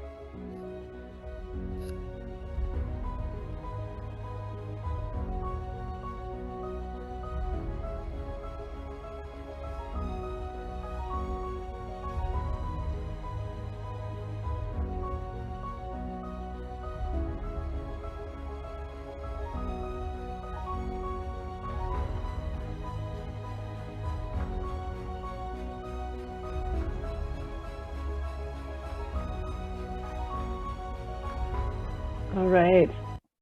So I'm going to stop you in your thoughts there. And I want you to share with me how many you checked off there. So how did that go for you? So some of you aren't doing this onboarding process yet, so you probably, maybe didn't check off any or had a lot of areas to focus on. Well, what were your initial thoughts there? Did you think like, oh, you're supposed to do that? Or, oh, that's might be something I want to consider. What are you thinking? So because this is my first time hiring someone to work in this particular business, and how different this specific business is from ones that I've had in the past, where they've either been service-based or there's been a pre-existing team. This is, I think, it's given me some stuff to think about that's short-term and long-term, and help me, think about how I picture my business and my place in it, and how to translate that as the team grows, and to make those, those definitions really clear for everybody, for myself and for the new hires, so that everybody can, work together on their own individual tasks towards that collective goal, but with accountability and clarity. Love it. Really well said. And that's so hard to think through, because all that. This is where you live. This is your space. But trying to get that information to somebody else so that they have that same amount of clarity is really difficult to do. Well, and one of the things that I like about the way that this self-diagnostic is laid out is that it's kind of like now, then, and later, and so it helps me kind of prioritize which things to do in which order, which things are sort of, more immediate, which things are more long-term, and to pace myself, as well as to not overwhelm those new hires. Exactly. And some of these things won't be applicable to you. You might be like, yeah, I don't do that, or I'd replace that with something else, or that's for a bigger organization, that's not for me. But it's just giving you a little bit of some thoughts and some guides, because I want you to, we're going to start building further, and we're going to build out our whole process pretty soon here. So that will, really help you in just getting you thinking now of what does good look like, or what do best practices look like. And one of the things that I like about having something like this, like tools like this, is that it makes each onboarding experience as replicable and consistent as possible too, for me and for the team. Exactly. I'm a big fan of standardization, making it easy, because you're not going to do this all the time. If you do it well and you're killing it, you're not hiring people all the time. You do it once, they're with you. Mm-hmm. So it's not, you have to have something to look back on. And what did I do last time again? Oh yeah, we have to do that. That's right. We need to get that done. So it's a little bit of a checklist for things for you to move forward. Great. Any other comments here on how you did in assessing your current state?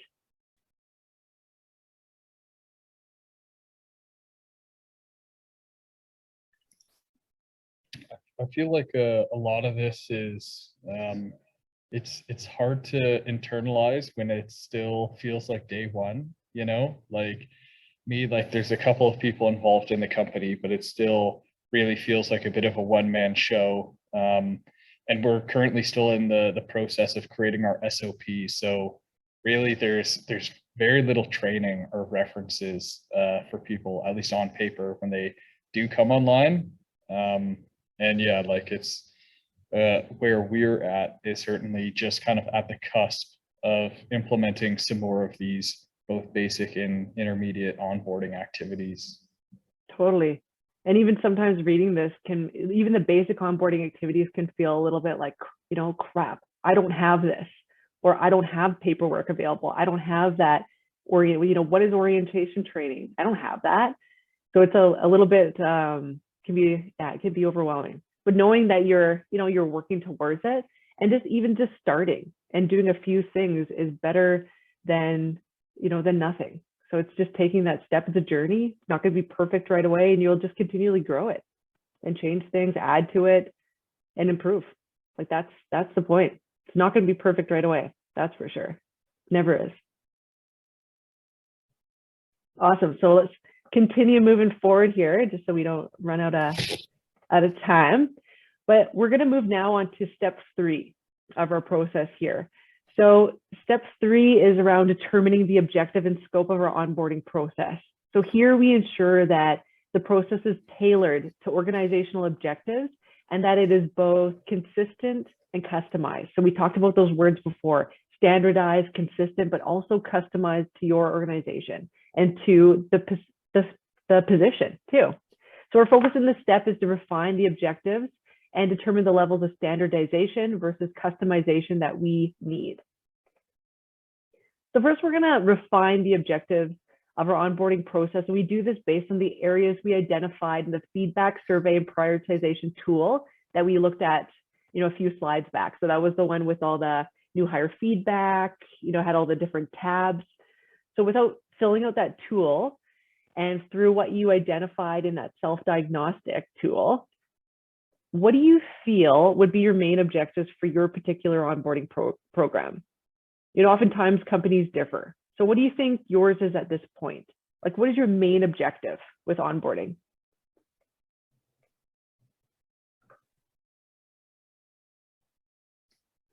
I would say my main objective is just to make sure that everyone is A, productive and able to accomplish the tasks they're assigned, and B, having fun while they're doing it, buying into the long-term vision, sort of in that order.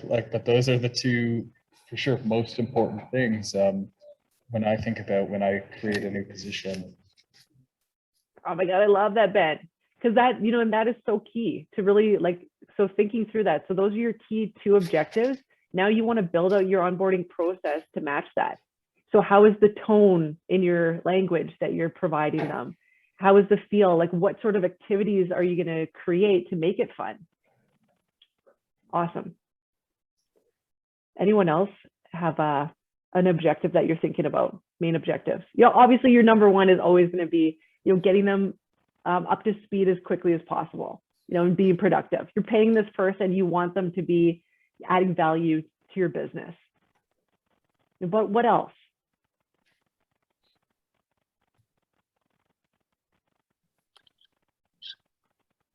Well, I would say my company is at such a early stage that it's very much forward-looking exercises that I'm doing here. But I'm trying to think how it applies to a circumstance that I know better: onboarding new directors on a board of directors. The main objectives that we're looking for when we have a new director is to first make them feel like they belong. Make them be willing to contribute, to volunteer, to accomplish some work. And third is to have a good time. So it's fairly similar to having a new employee, but we're dealing with volunteers here. So the objectives are still, definitely the same. Absolutely, definitely the same. And I love the word you used in there, is feeling like they belong. Yeah. That's a big objective there. Yeah. Awesome ones. No, it's good, but I want you to think about, for yours, maybe jot down a couple things and just think about what is it for you, and what do you want to focus on as you start building this out. Okay. Oops. Let's whip through there. Didn't mean to do that. So the next section here.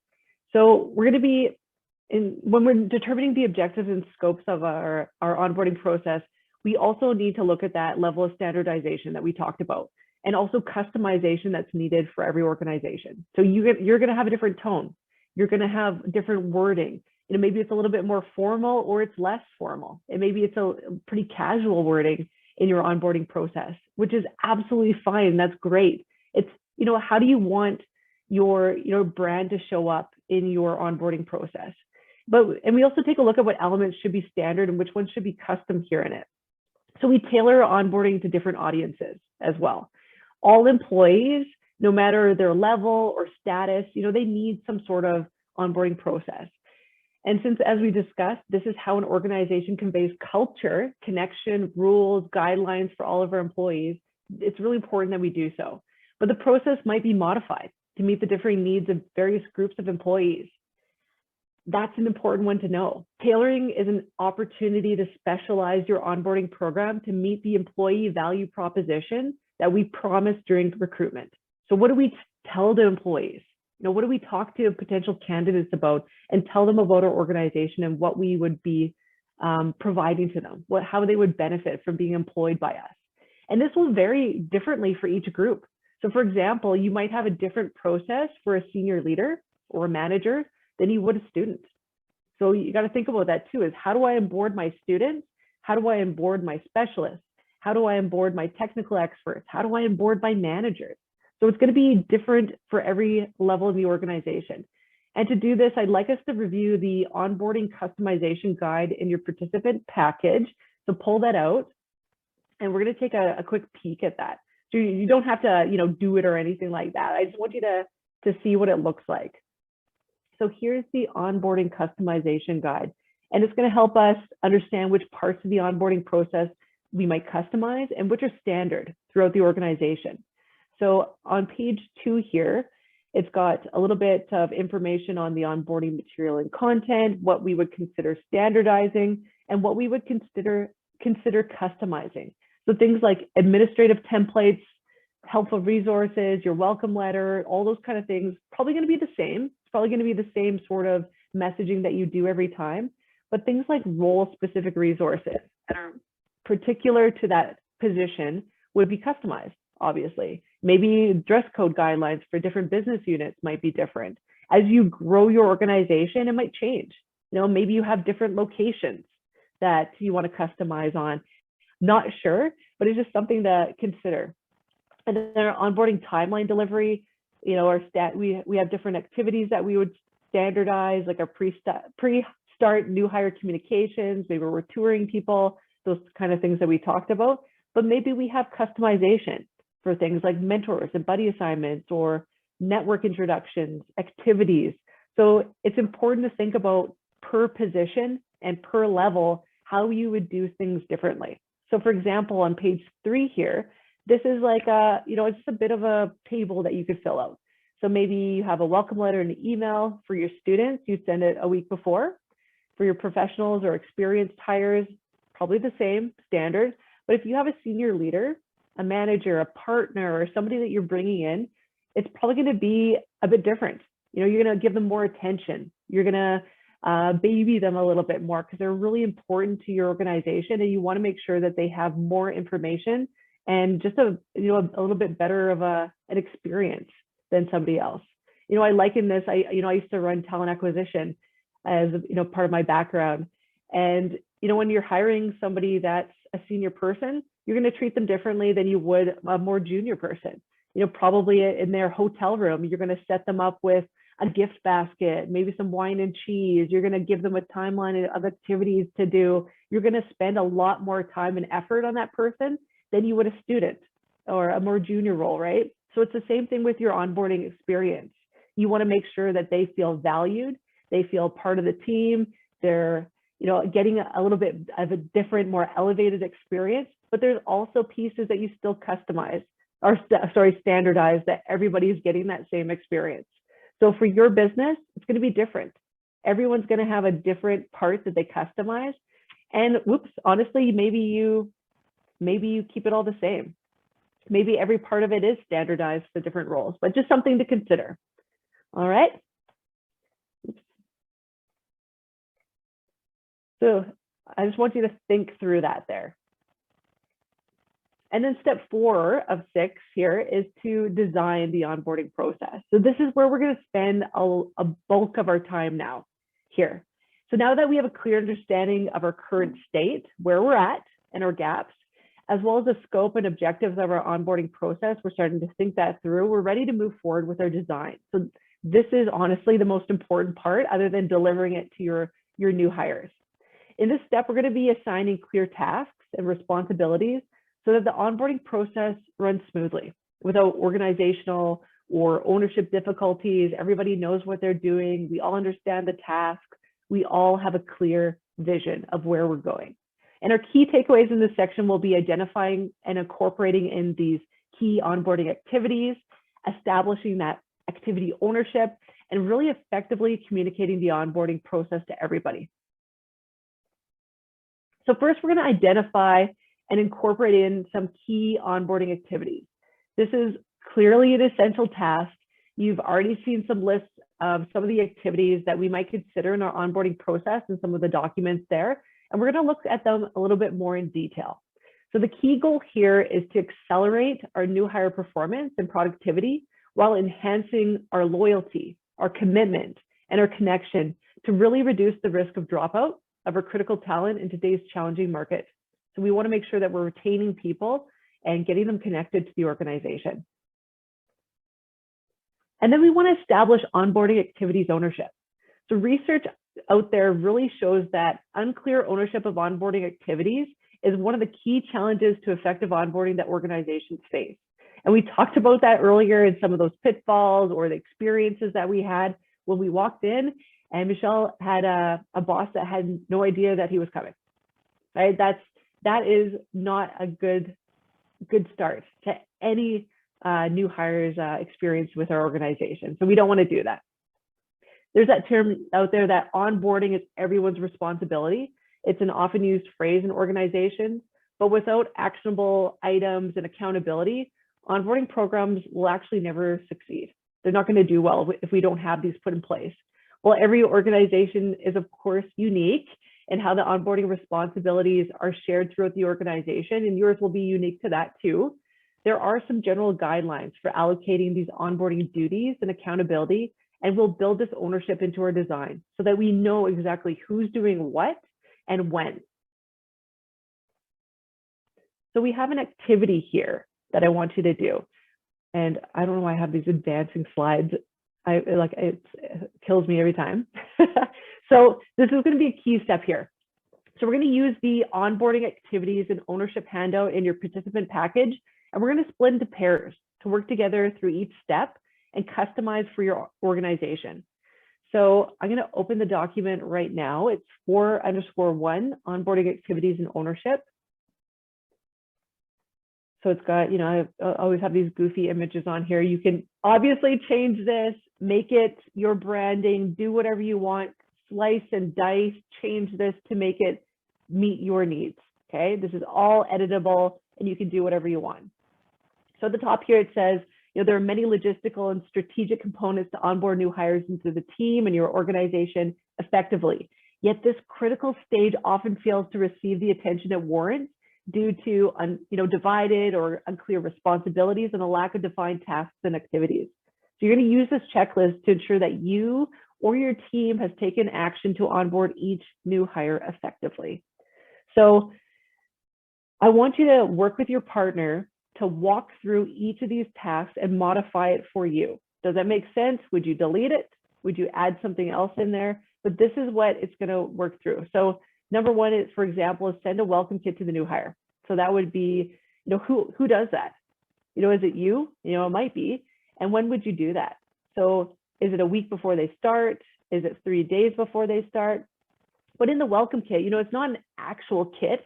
I mean, it could be, but usually this is just an email, for example. Maybe you send them, their logistical information on their start date. You're coming in here on Wednesday at 9 a.m. You're going to come to the front door. Here's the door you walk through, because that's something that people don't know. You're walking into a new building, like, where the hell do I go? You got to give them that information. It's a weird way to get there. You're going to see this red building over here. Here's where you park in the back. There's going to be a parking stall number 15 that you're going to be in. They need that information. Then you have the required forms. If you can send things in advance, awesome. If you have those tax forms or benefit forms or whatever you have them do on their first day, send it them in advance. Get them to bring it with them. Tell them that they need a direct deposit form. Tell them they need to bring their social insurance number, whatever thing they need. It just makes things a little bit smoother. There's nothing more awkward than sitting there and staring at a new hire or waiting awkwardly while they fill out their forms. Are you done yet? Just let me know when you're done filling those out. That's a crappy first day. That's not going to be fun. So anything you can do in advance, awesome. You're going to have information on your organization's vision, strategy, examples of work the new hire will be doing, and information about upcoming projects. Maybe you have a little bit of an overview on that. Info unique to the new hire's location. So that's like the parking spot. Maybe there's, hey, we have an awesome, some lunch spots that are great. There's a cafe nearby if you want to grab a coffee before you start. I recommend this one over here. They have a great cappuccino. Whatever you want to tell this person, it makes them feel comfortable. And of course, dress code. That is the most awkward thing for new employees. They don't want to ask you, but what do I wear? Is it pretty casual. You know, maybe the interview was a little bit more formal and now they're not too sure about what to wear. They're going to need your guidance, and that's going to make them feel confident coming in that they're matching, you know, the organization. So give them a little bit of info on that. You know, business casual, like just wear a polo, you know, a polo and some jeans, totally fine. But you're going to need some closed-toe shoes because it's a safety issue or whatever that you have. Make sure they have it. I often recommend this, a welcome gift. If you have a little something, if you have a little swag or something that you can make them feel like they're part of the organization. We talked about this before, and maybe a card. And I know this sounds cheesy, but it's so nice when you come into your workspace and there's a little card that says, welcome, you know, welcome to the team, you know, have everyone sign it. That's like a really cheap, you know, inexpensive thing to do, but it's like just a nice way to welcome somebody in. Imagine coming to a workplace where you're like, wow, like they prepared for me, you know, like bringing home your welcome card. Like that's so nice. It makes you feel a connection to the team and the organization. So just a little nice thing to do. Okay, so I want you to walk through each of these with your partner and just talk about, you know, would you do that? What does that sound like? Who would do that? And when you think you would do, like when you would complete that, is that, you know, a day before? Is it a week before? So just start walking through these. And you've got your first week on here, some things like, you know, celebrating a new hire's arrival. What about that? You know, would you do something like that? Do you want to create that fun atmosphere that we talked about? You know, how are you going to break the ice? You know, how are you going to make them feel welcome to the organization? Oftentimes, you know, I put this in here as something I like to do is I like to make a list of questions for the new hire so that it's not awkward when you're trying to, you know, have this conversation, but send them some questions in advance. You know, what do you like to do for fun? What's your favorite color? You know, how do you like to be recognized? Because that's a question that's nice for, you know, a manager and managing your new employee is how do you, you know, what's your favorite cake? Do you like, you know, cake on your birthday? Like it's just like these silly little things, but you can make a note of this and have that in their profile that you can reference in the future. And often I like getting my team to come up with questions because then it's like a fun way you can have lunch with them. Okay, question number 2, what's your favorite movie? And, you know, they tell you what the favorite movie is. We'll have a laugh about it, but just little things like that. Okay, so go through that and then start going through the first month and the first 3 months if you have time. But I just want you to start walking through this. So I'm going to put you into groups now. And we're going to have 10 minutes to spend on this. And after that 10 minutes, we'll jump into a break. And Josh, you're jumping on there. I was going to say, Ben just had to step out to run and meet his employee. So Okay. we'll have to do one group of 3, just, you know, just before you put him into a room. Okay, perfect. Okay, let me just go in here. And I'm just going to stop sharing for a second here. And, oh, I don't have breakout rooms on here, Josh. Okay. So you will have to do that, I guess. So I'm gonna, that's so weird. So I'm gonna change you back to host. Okay. Do you have breakout rooms at the bottom?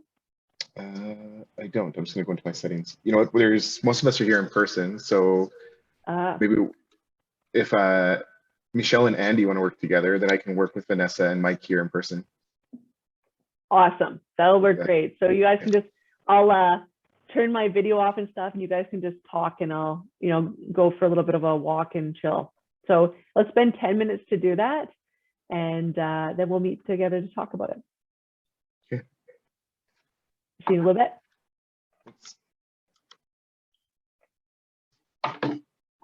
Andy, still there? Yeah. Oh yeah, no, I'm here. Okay. Excellent. Cool. So I'm just documenting right now. Just give me one moment.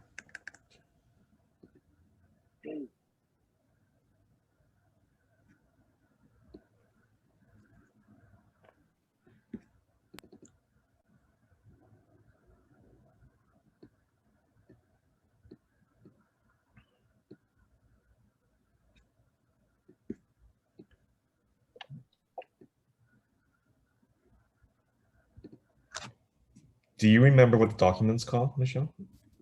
Yes. For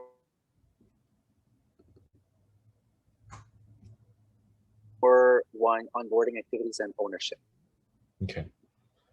Sorry, I'm just got so many documents open here.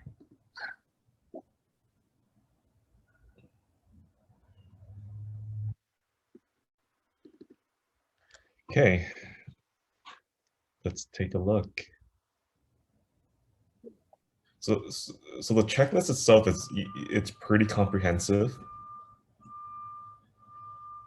And I'm guessing, you know, this here, why don't we just go through the list and just talk a little bit more about your business versus, you know, and I'll share a little bit more about maybe my thoughts or maybe some of the things that I've done in the past, you know, when I was onboarding employees, because a lot of the things that are on here, I would say it's relatively structured, it's relatively formal compared to a startup where, you know, you're the owner of the entirety of the onboarding process. It's not like you can delegate that to a manager, right?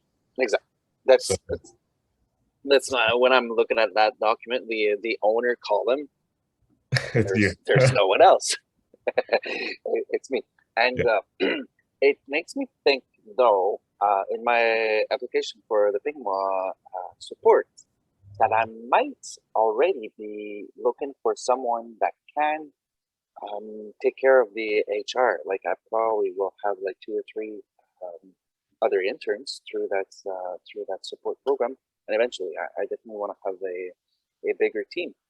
But from the get-go, I might want to have someone that is responsible for relationship with employees, so that I don't have to be taking care of all of those steps. Does that make sense?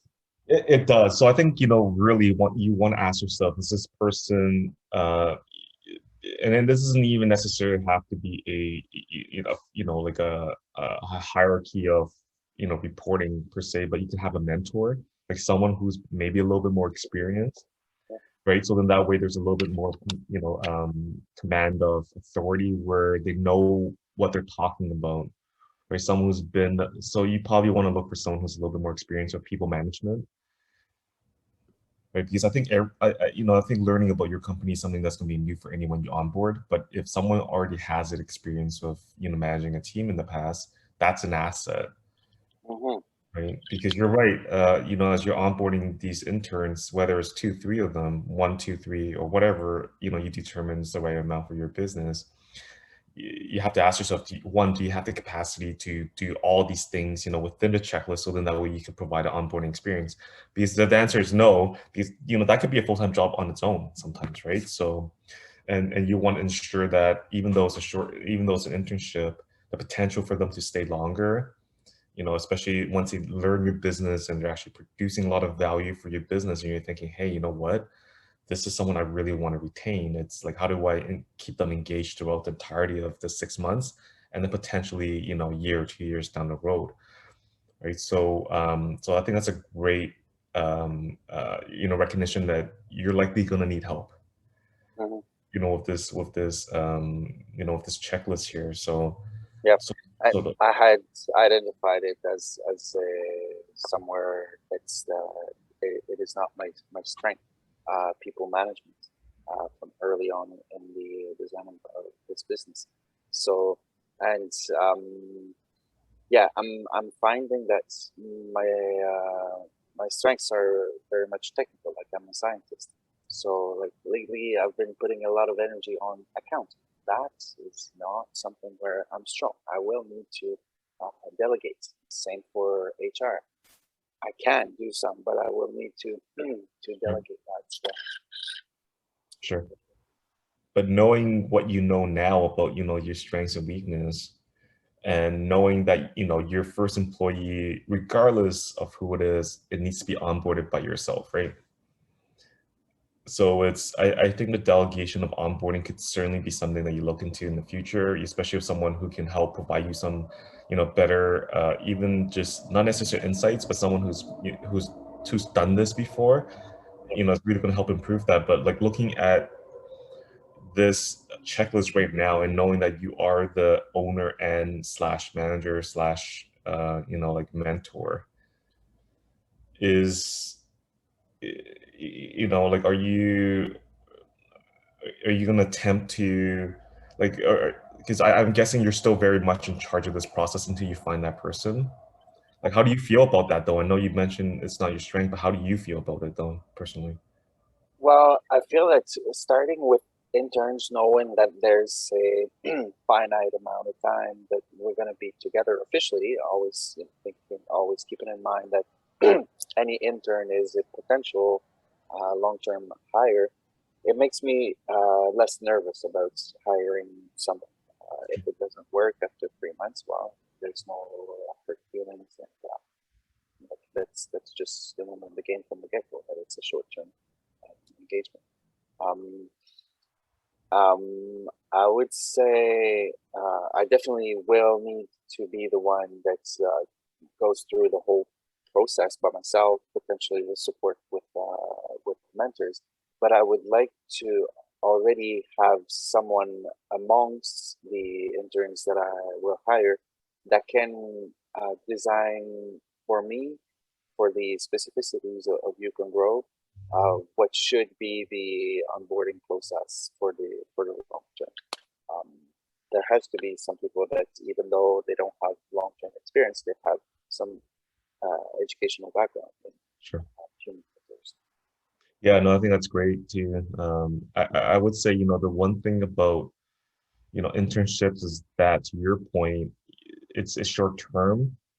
And then the flip side though, because you're so new and you're trying to create a brand where people, especially, you know, talented people want to work for, it's really finding the balance of like, even though it's short term, how do I make this the best experience possible for them during those 6 months, right? So then that way, even if they don't end up staying, they, you know, their feedback is very positive, because whether they're leaving reviews on Glassdoor, whether it's review on, you know, any like say Google, Facebook, whatever it is, you just want to make sure that you know, it's as positive as possible. It's no different from the feedback for your customers for using your products. You want the highest quality, the best service possible. So it's like, how do you align that level of expectation, you know, for your onboarding process, right? So that way it's consistent throughout the entirety of your organization. For sure. How about yourself? It's meant to be an exercise where you reflect on your own Yeah, no, I think journey it's as well. sure. I think it's very, you know, I think with this here, you know, typically in the past when I've hired, it depends on the role, because, you know, I was dealing typically with hires for assistant managers and sales staff. And then when it got larger, I only really dealt with the management team. I never really dealt with, you know, the frontline staff or the sales staff. So I would then lead the managers. The managers would then are responsible for the onboarding and hiring of their staffs, right? But so I had some delegations there. So my responsibilities look quite different in the sense where I'm holding the managers accountable in doing these processes, right? They apply.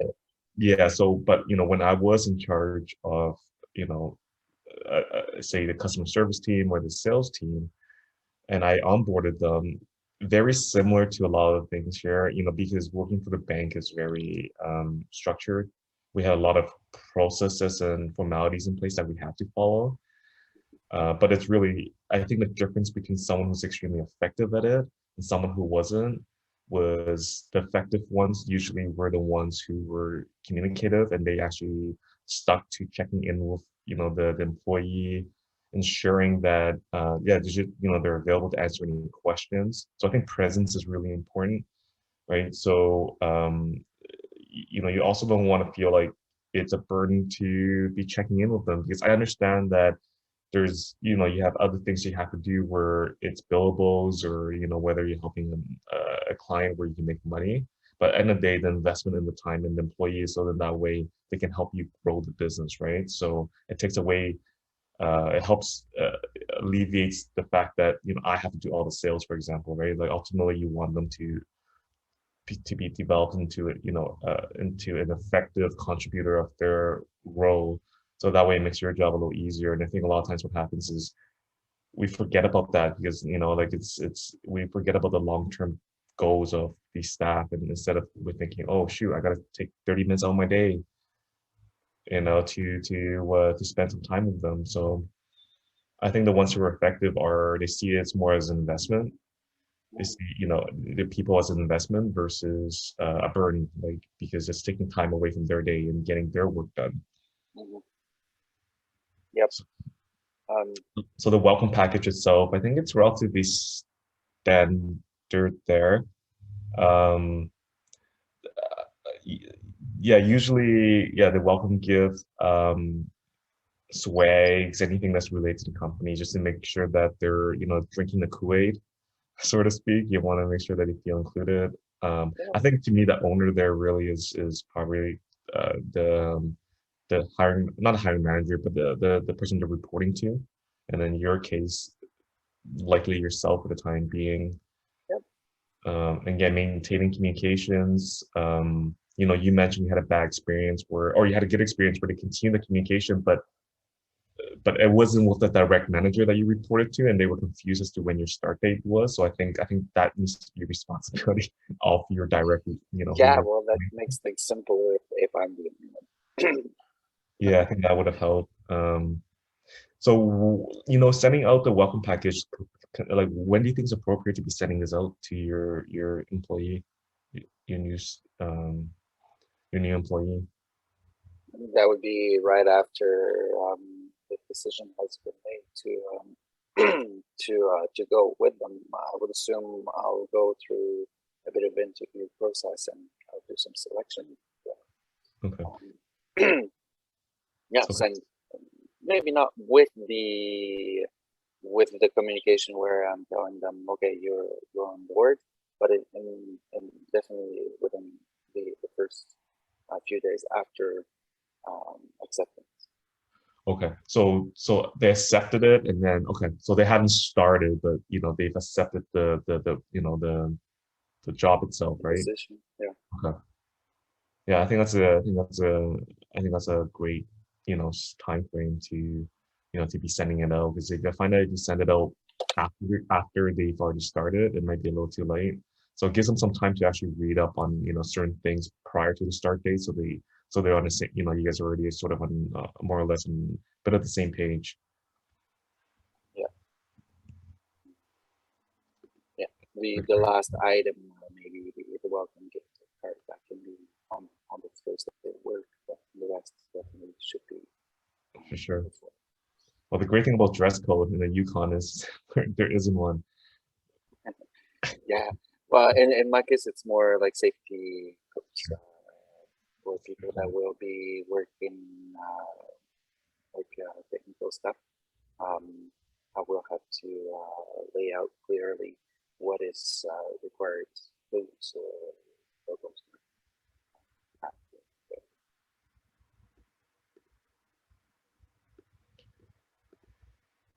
Is there time? Is there 10 minutes up? Not yet, right?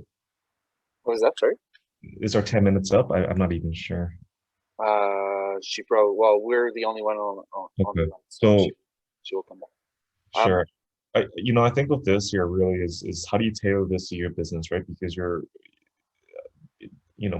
with every business, obviously your needs are a little different, where you are in terms of your business life stages. It's going to determine on, obviously certain activities on this checklist here. So really it's looking at, what is relevant to, your current stage.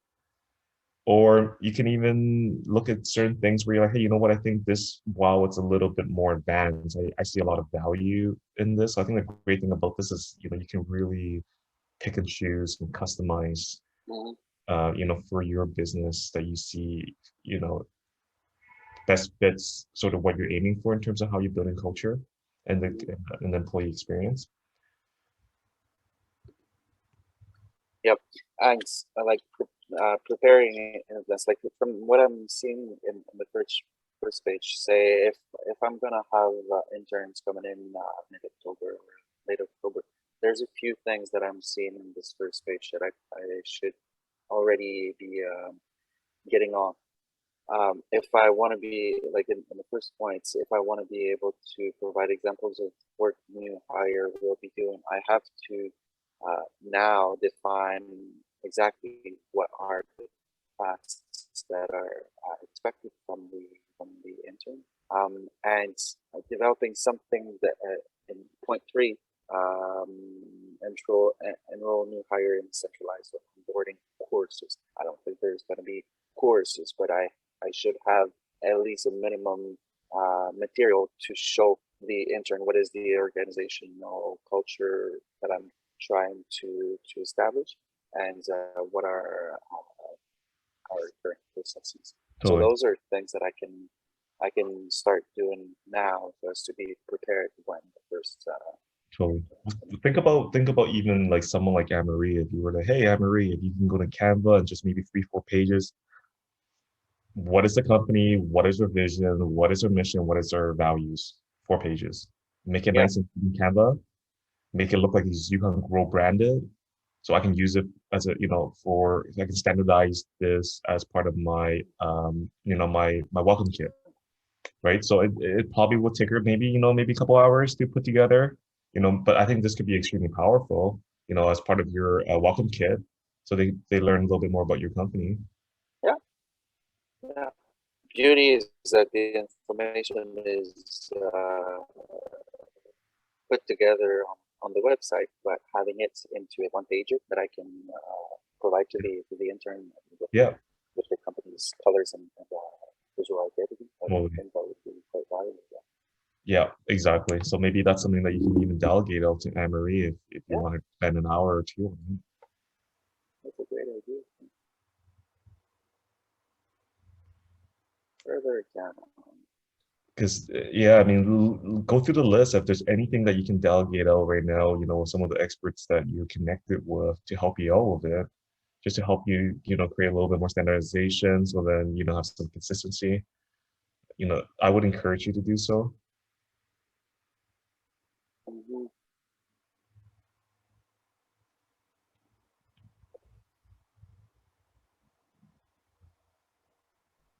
Yeah, there's no teammates to present per se, but the incubator does feel like a team. And like when Ben had new people coming in, he definitely introduced them to me, and I tried my best in in making them feel welcome in the space. So like it's independent companies, but yeah. Yeah, It's absolutely. important that we all feel like we're part For of sure. something. And then you know what? They may be, working in the space as well, right? So if they end up coming in, once in a while, because they're helping you with some, I don't know what it is, whether it's digital marketing, web development, whatever it is, right? So they're not in the field as much, so they're not out there doing operations, but so they probably require a workspace. So, I think that's a perfect opportunity for you to say, hey, you know what, as part of that a participant in an incubator, we can use the space available, right? So you can introduce them to the team. So I think that is a great way for you to make them more engaged and as well. Mm-hmm. Yeah, yeah. And in this case, like for those that will be working on site at the incubator, the whole logistics for keys for what are the hours that will be Heather that will support me in that kind of issue. So I missed the last part there, Michelle. I was saying that for those interns that will be coming at the incubator, all the logistics like having a key or being explain what are the work hours and so on. Yeah. Heather will be of great value in this, like the printer and yeah, that type of thing. I can provide some support. For sure. Yeah, we've chatted about that, and I think the program is open to having more access for like interns and things like that too. So they're on board with it. So if you do need an extra desk, for example, I think they're open to that idea. So you just have to reach out to Heather, and they'll help you set that up. Mhm. Yeah, I haven't approached Heather yet officially with this, but yeah, I was told that there could be some space. So how many interns are you onboarding? I am not dead set on what are the tasks and how many. I think I could start with 2 or 3. Okay. Considering the success rate of application, I think I should go for two or 3, like make good use of the potential financial support there is. But I realize that having 2 or 3 people to start off with, that's quite a chunk for me to start. But yeah, I think it's a great. Puma is an awesome opportunity. So yeah, I don't think I should go for more than that. That would be overwhelming. Okay, yeah, so Hey. more than one. But I'm now in a position to say. Awesome. So we're way past 10 minutes, so we'll stop it there. I got kicked off the Zoom. It was trying to call folks to get back in. Hilarious. Okay. So we'll get everybody back together. Okay. You had a little bit longer than the 10 minutes, more like 20 minutes to have a nice conversation. So hope you had some good discussions on your design. I think this is one of the most incredibly important pieces. So I want to hear back, so how was that for you? Did you make some changes? Did you add pieces? What was that like?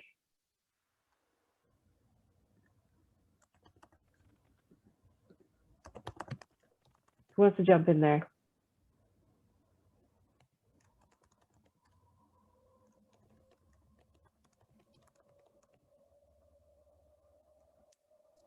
Anyone? Any comments at all? Did you love it? Did you find it useful? Or was it painful?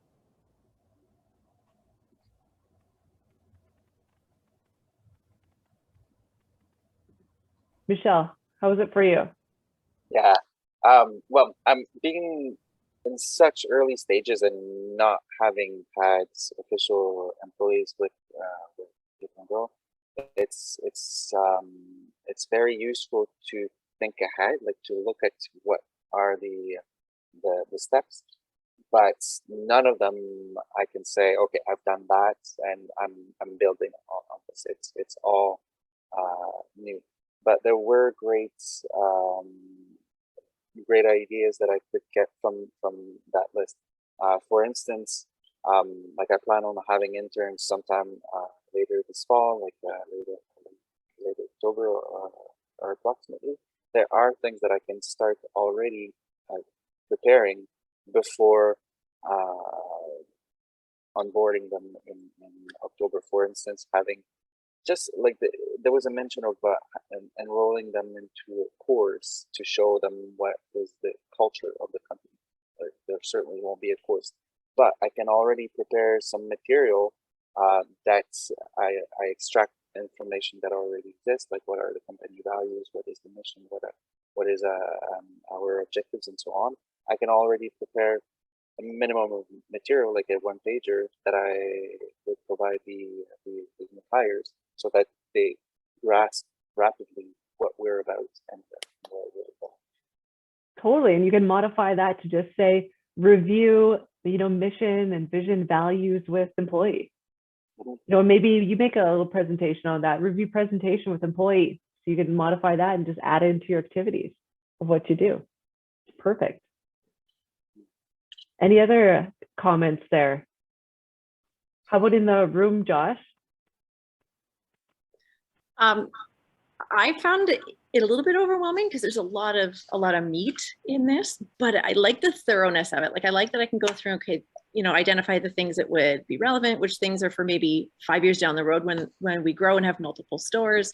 I think the thing that was of the most immediate value was, what was already talked about with the welcome kit and being able to include a lot of elements that can give the new hires some sort of direction on how to do a bit of research on who we are, what we've done, so that we can then have those things to talk about when they come. Like for me, half of my business takes place online, and I've got this robust online store and lots and lots and lots of material. We've got videos on there. We've been featured in the media. There's a ton of articles to read about us, and that talks about our culture, you know, why we do what we do, how we do it, where we do it.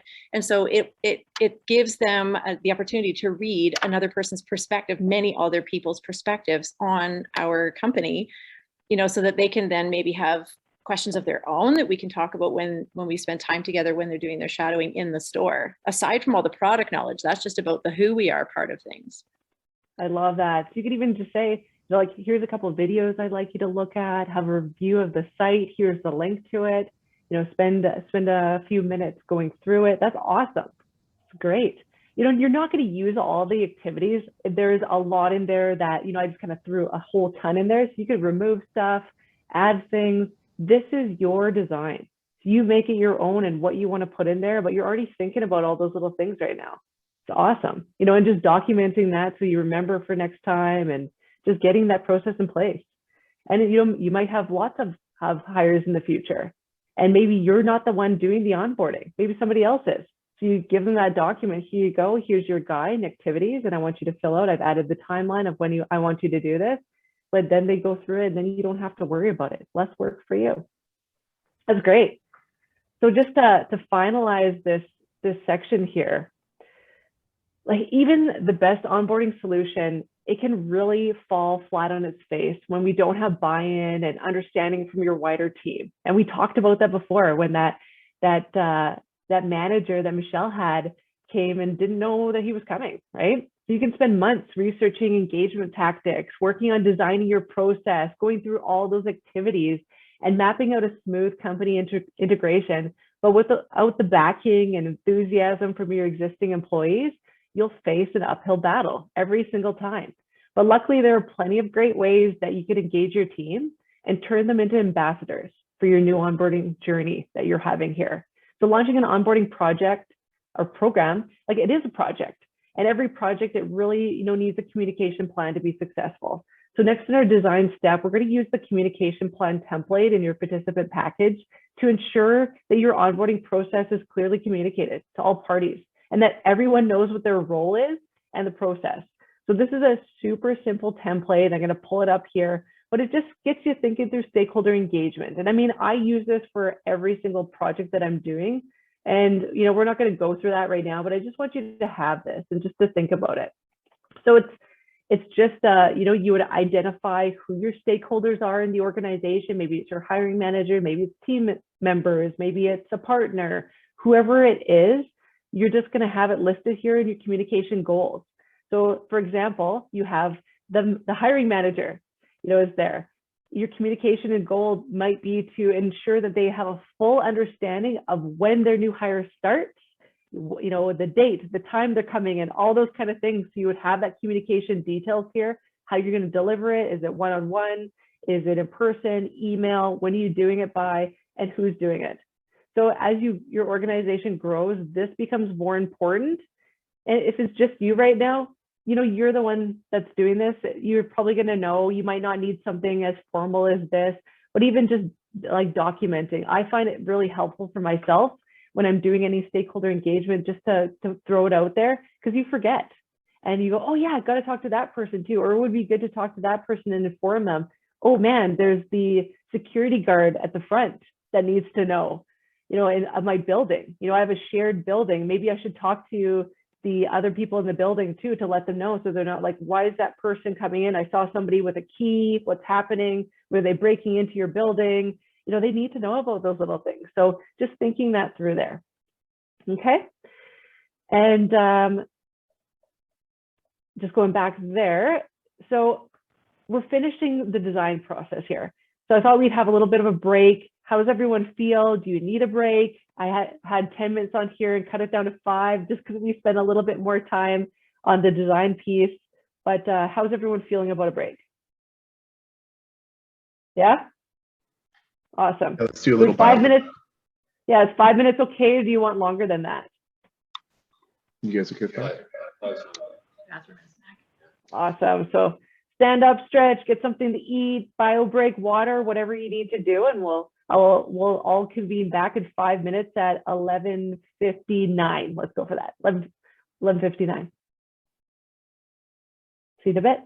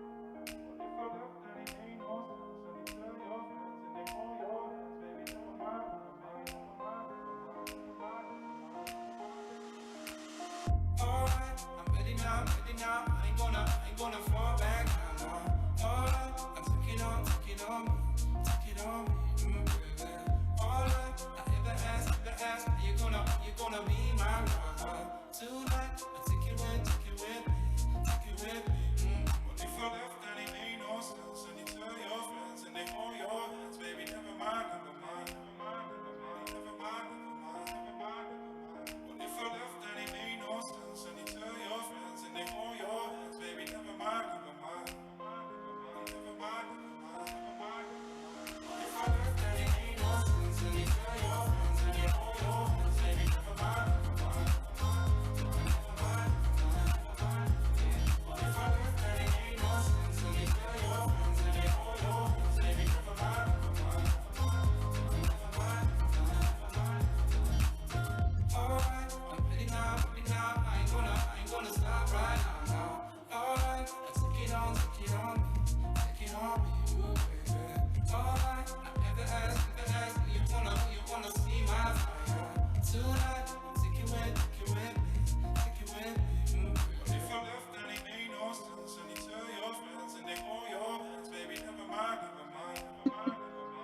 I'm still eating my cookie. Pardon me? Okay, sure.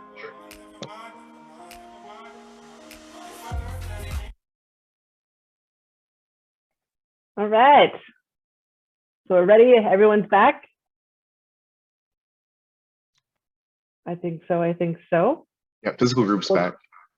Perfect. So we'll get things moving forward here. So everyone had a nice little bit of a refresh there, a quick break.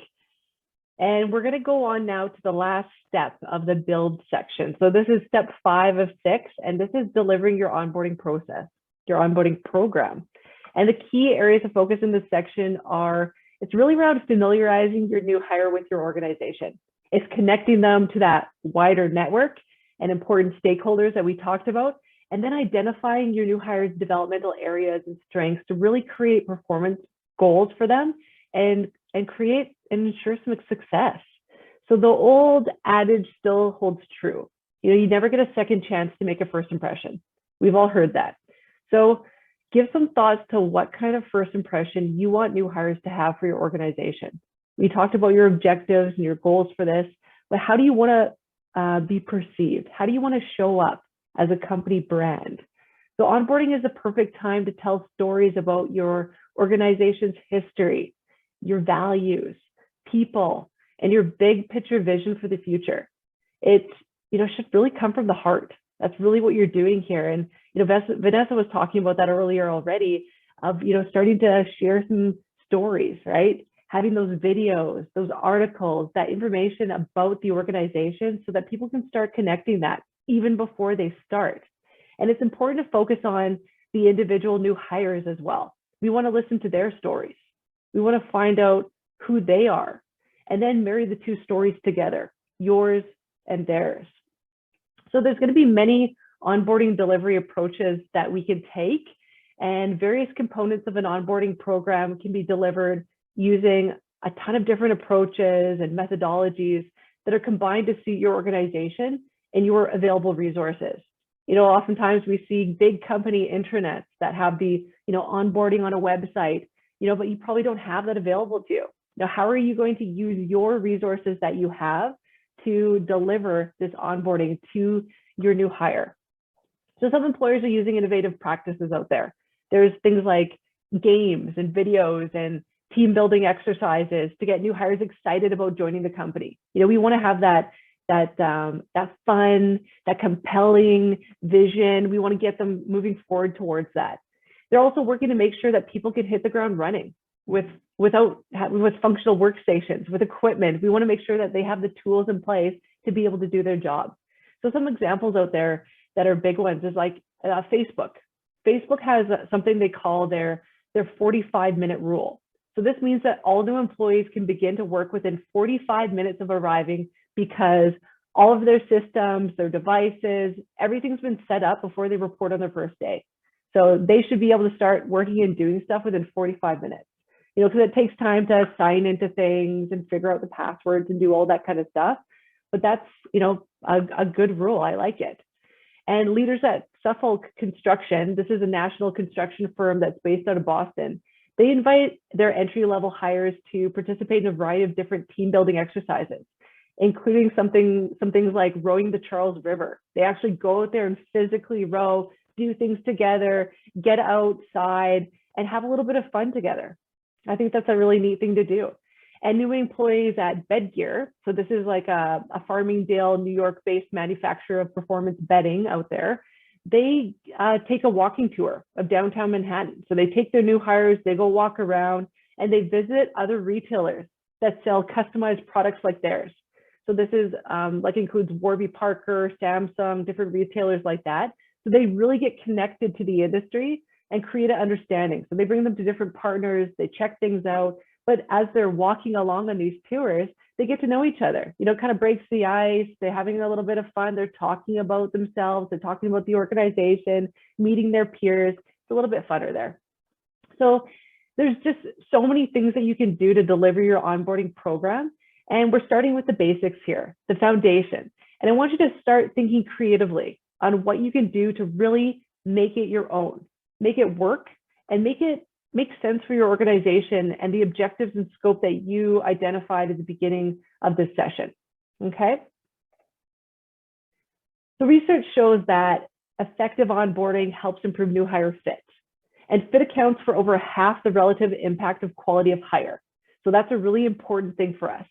So I want you to, whoops, I don't know how I just did that. There you go. I want you to think about it.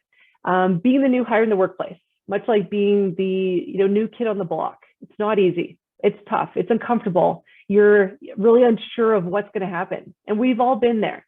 So put yourselves in their shoes and really empathize with the stress of walking into a new environment where everybody already knows each other, they share a common bond, or they're walking into somebody's business. Like, you are the business owner. This is your baby. It's really daunting for them and they want to do a good job. And you're the expert. You know this more than anybody. So think of how scary that might be for somebody.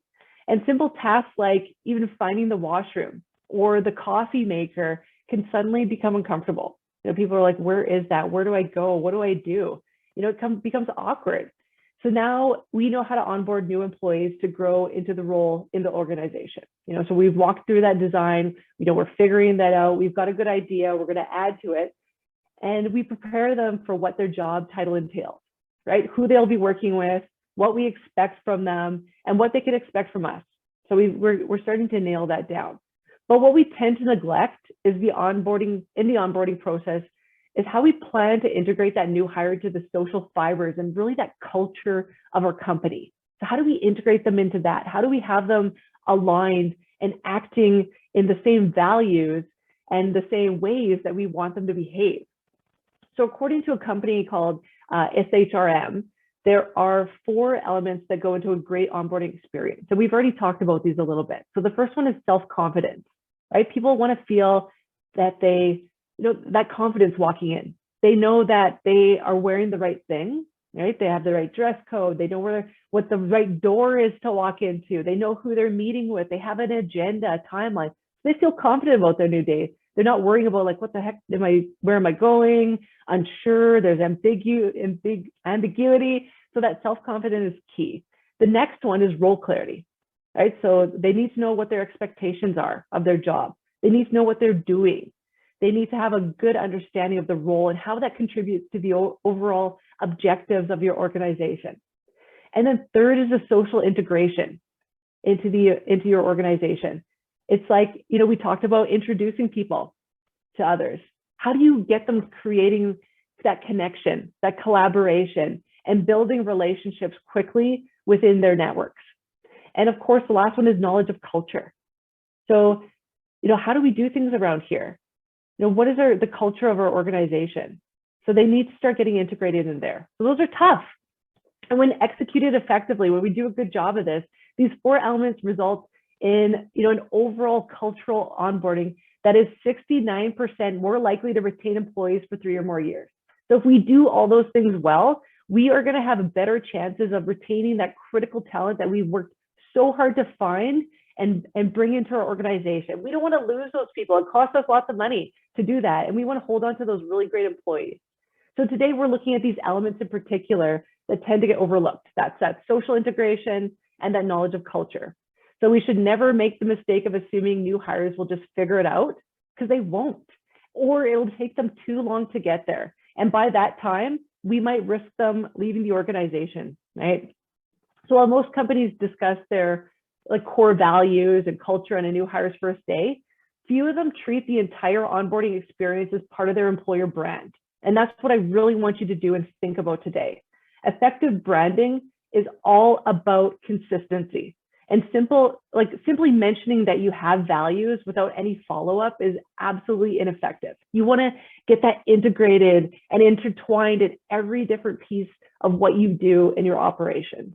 Plus, infusing your employer branding into everything from introduction letters, those welcome emails that you send to your employee, to company swag, like we talked about, maybe you want to do that.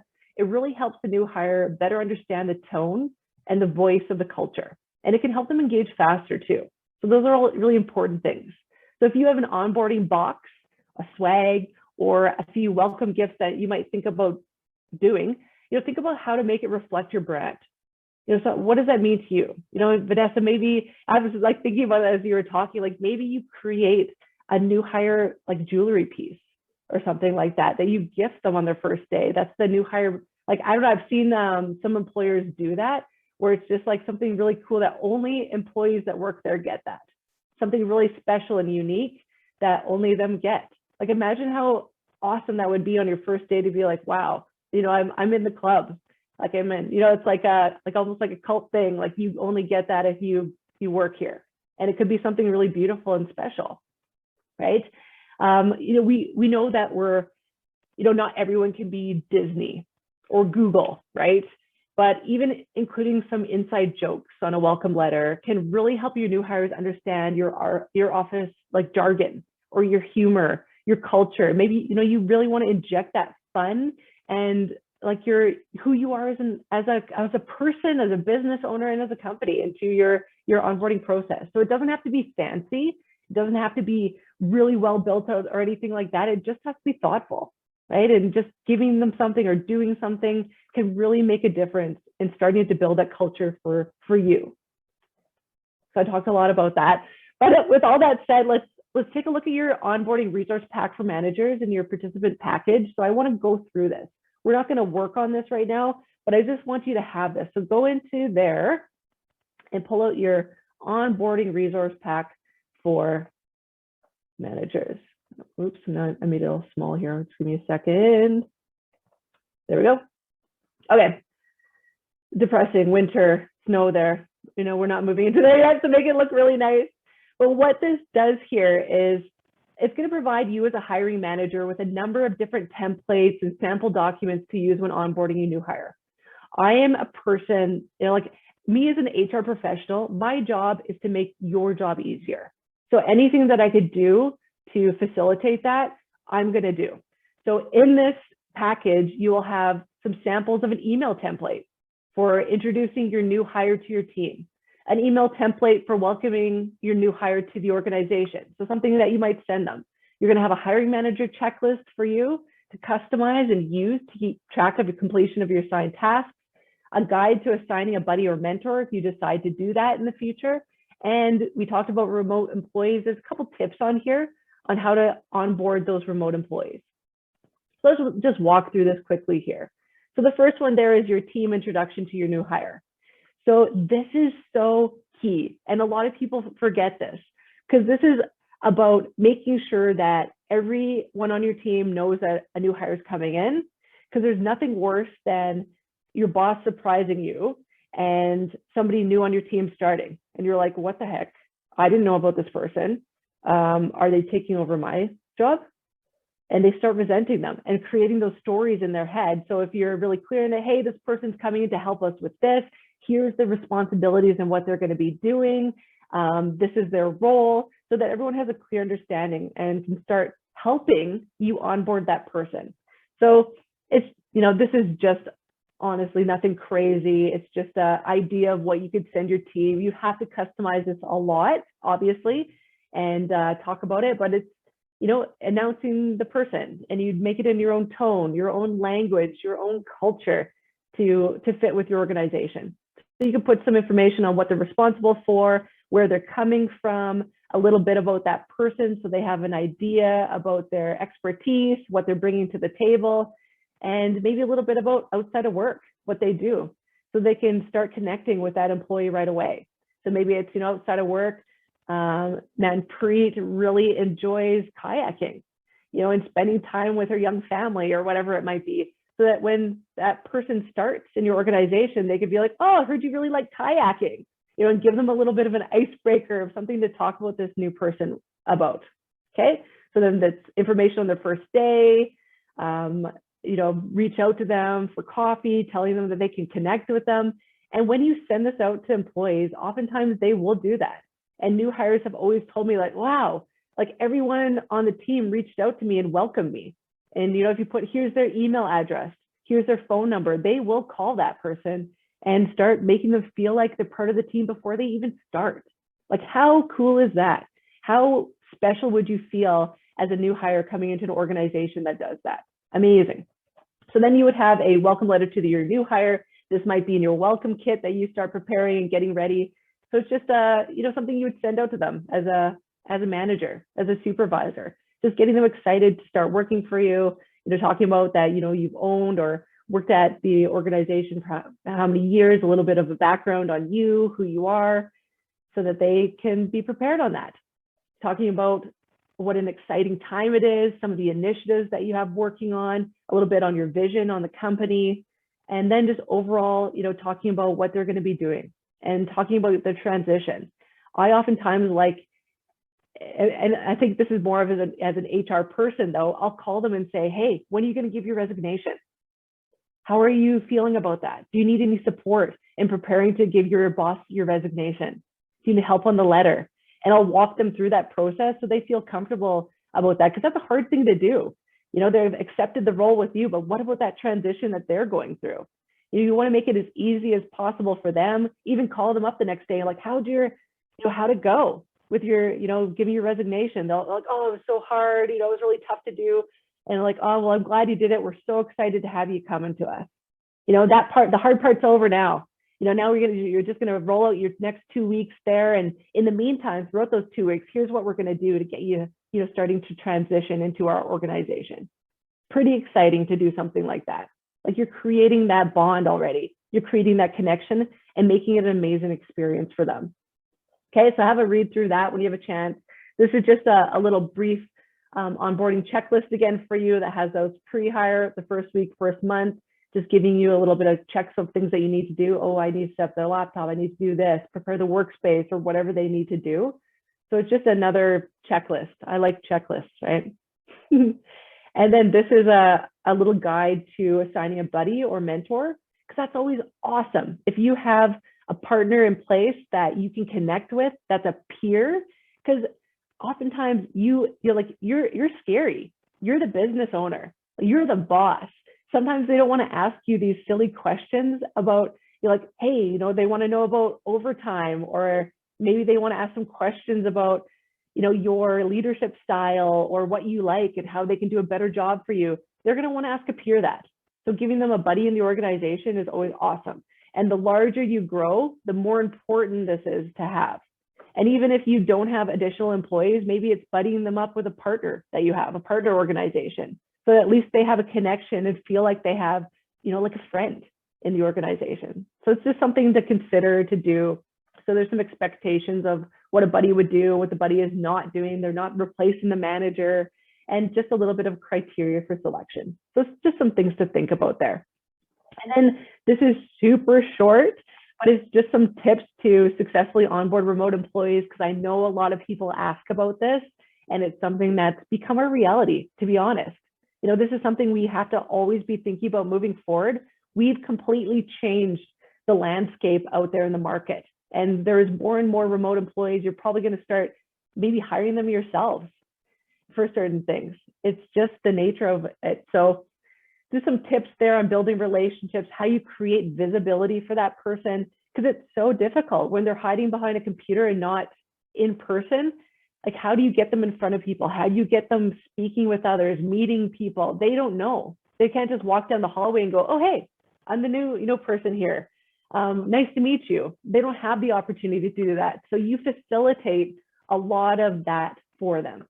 So embedding cultures, some tips there of how to do that and how to mitigate a bit of risk. So have a read on your own time on that one, but a few things there for you as a manager. Okay. And then next up, I've got a welcome pack for new hires for you as well. So I think this is incredibly important. It is so basic though. Just so you know, there's a lot that you need to customize for your organization to make it your own. So this is just a foundation, a base for you. So the cute little picture, you put your own stuff in here, however you want to brand it, you put your company name, your logo. But this welcome pack contains an orientation agenda for them. This is something you give out to your new employee before they start. Here's your package for you prior to your first day. Have a read through, and this will help answer some questions that you might have. So we've got a company onboarding agenda. We've got the company and employment info, helpful resources and contacts. And then I love to put terms and acronyms in. because we all have some crazy acronyms that is different for every business. So it just gets people up to speed more. They don't feel awkward about asking you, like, what does this mean? They can already have it available for them. So I always put, some questions. If you have questions, this might just be you, and having your contact information there. But you might have others. You might have payroll or somebody that you want to put in there. Maybe you have a benefits provider that you want to add in here. Whatever it makes sense for your company, this is where you would put it. So this is, I always like to do this so people have a really clear idea of what's happening for them. So you're going to come at 8:30 a.m. and arrive at the office, and you're going to be meeting with John or whatever, right? So having their contact of who it is, maybe even put their phone number just in case beside each, but just giving them an overall agenda of what's going to happen there. They don't even know if they should bring their lunch. Like, do I bring a lunch? Is there a fridge there? Like, what do I do with that? Is there a coffee machine, or should I bring my own coffee in? So those are questions that you want to answer for them so they have a good understanding of it. So you'd go through, and put what you would have happen in the first day. I think, I was talking to Josh about this the other day, that I feel so strongly that a new hire should never eat lunch by themselves on their first day. That is one of my cardinal rules. As a leader, I always make sure that you have a group lunch, or you take that person out for lunch, or you all sit together for lunch. Because there's nothing worse than, somebody feeling like an outsider and sitting there at their desk by themselves, lonely, eating a lunch. Like, that's a missed opportunity to create relationships and start building that connection to your culture. So, try to build that in, take them out, make it an opportunity to network with the team or build a relationship with you, bring them up for a lunch. It's an awesome and easy way to do that. If you have a bigger organization, maybe it's a senior leader speaker. As you start building people into your organization, that's going to be you. You're going to be that business owner, that senior leader coming in to talk about maybe the vision of the company, what you're doing, where you see the company going, the overall picture, your markets, whatever you want to talk about could be something really cool there. So this is just where you would add all that information in that makes sense for your business. So just some ideas here.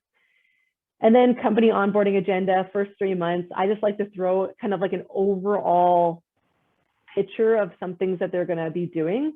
Maybe it's, meeting with clients, or you have that, Michelle, that company values presentation or company vision presentation or whatever you want to do.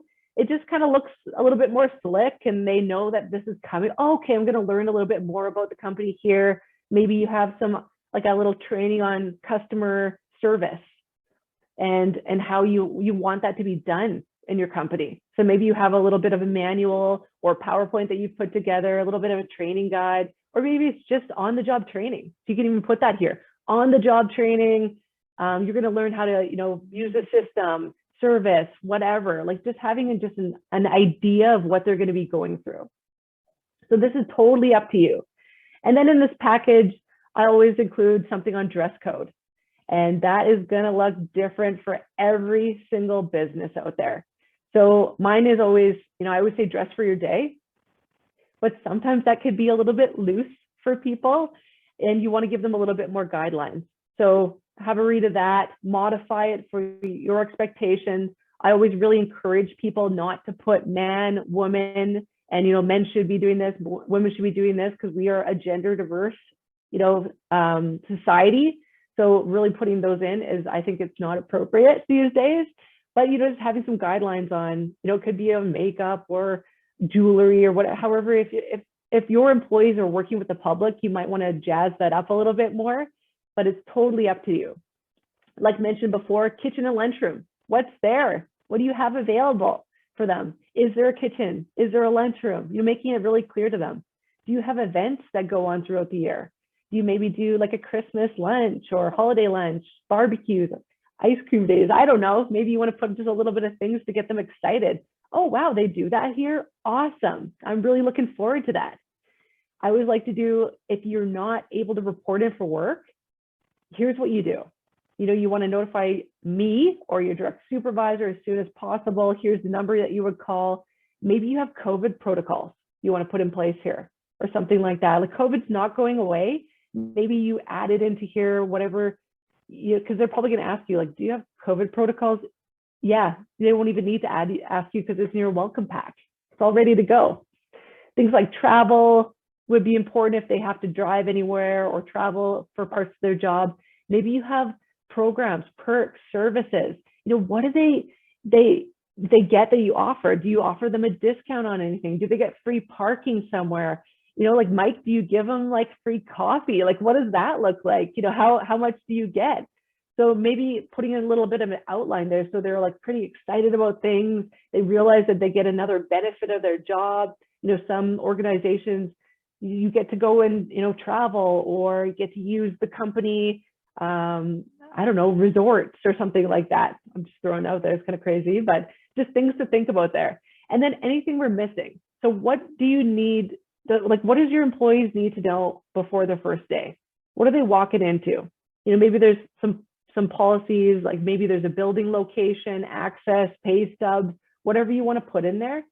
Most of your policies and procedures should be covered in your employee handbook. Maybe you don't have that, and that's totally fine. So maybe you want to throw some in here just to be clear. And maybe you have work hours for them. Your working hours are, so that they're totally clear. And then I always put a little bit of helpful resources, contact list, your phone number, their buddy, HR, whatever you want to put in there, links to your company website, the internet, benefits or whatever, maybe your social media pages, something like that, so that they have that readily available. They can check things out before they even start. Awesome. Nearby places of interest. Maybe this person's moving to town for the first time. Maybe they have no idea what's around you. So if you could tell them that there's a gym over here, a theater, there's some cool shopping that you can go check out in this area. There's an amazing restaurant. My favorite one is this. If you like pizza, here's the place to go. We have a little coffee shop around the corner that makes, like I mentioned, like those great cappuccinos or whatever, and grocery stores, just things like that. Where do they park? How do they get there? Is there nearby transportation? Is there a bus that comes by? And trails and walking areas. A lot of people like to know that. Is there anywhere they can go running at lunchtime?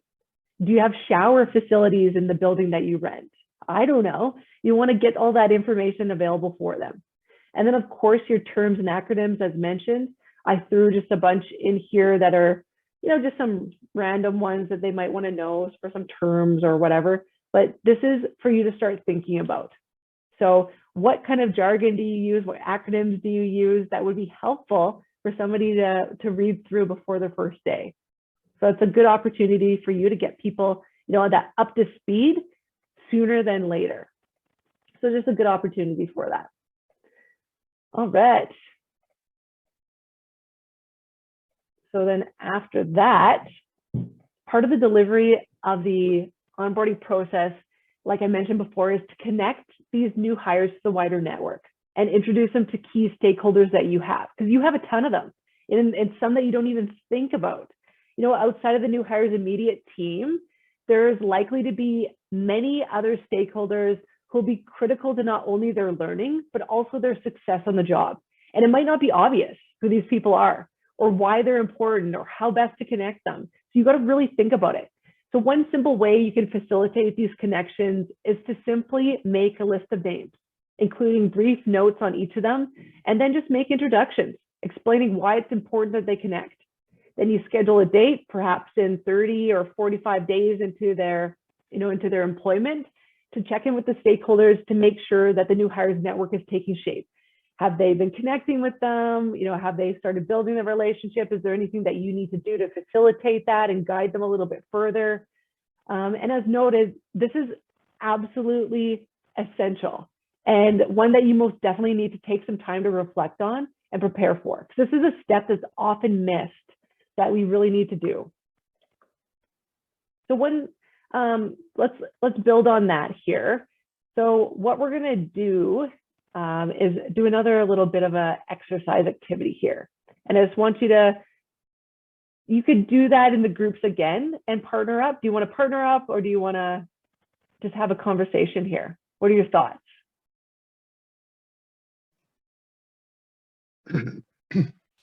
I'm open for just having a conversation, if that works for everyone. It's a nice small group, so we can totally do that. It's just awesome. Okay, good.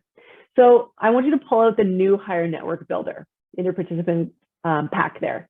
So this builder maps the key stakeholders who make up the new hires network, and it provides a worksheet that the new hire can use to become successfully integrated into their network. So I want us to just go through to customize the handout for our organizations. And I'll show you what it looks like here. Where did it go? 5.3. I actually didn't have it open because it's a PowerPoint, that's why. There we go. Okay, so on this one, it's really simple, but it does take some thought for us to start thinking through that, right? So on this first one here, we're going to use the guidance on the left to map your new hires network by filling in the matrix below with your key stakeholders. So think about the role your new hire will play, and you identify the stakeholders who provide inputs to the new hire's projects or their work, consume what the new hire produces, that might be your customers, and partner with the new hire on your key projects and approve or even unofficially sign off on the new hire's work.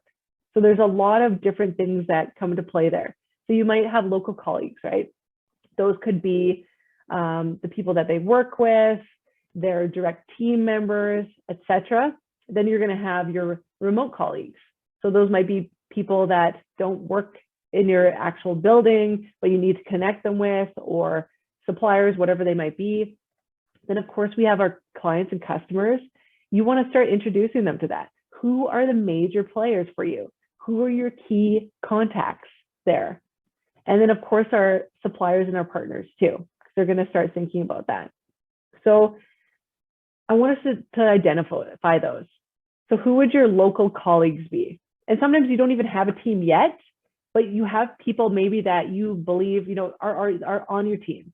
And I often look at it like I have consultants, or I have individuals, partners that I work with that I might not think about right away as being on my team, but I'm like, oh my gosh, they are a key person that this individual needs to meet, that are like a key player. Is there anybody that comes to your mind for that? What do you think?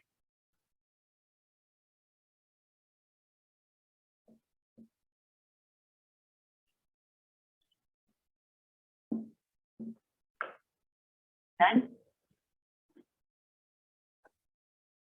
Michelle, what do you think?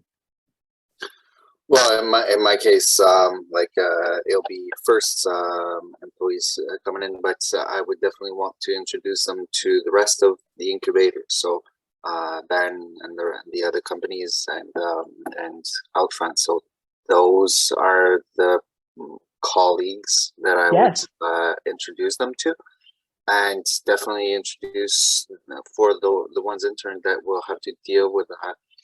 Introduce them with the suppliers, who are the companies that I buy the material from. So those are the type of colleagues that I would introduce them to.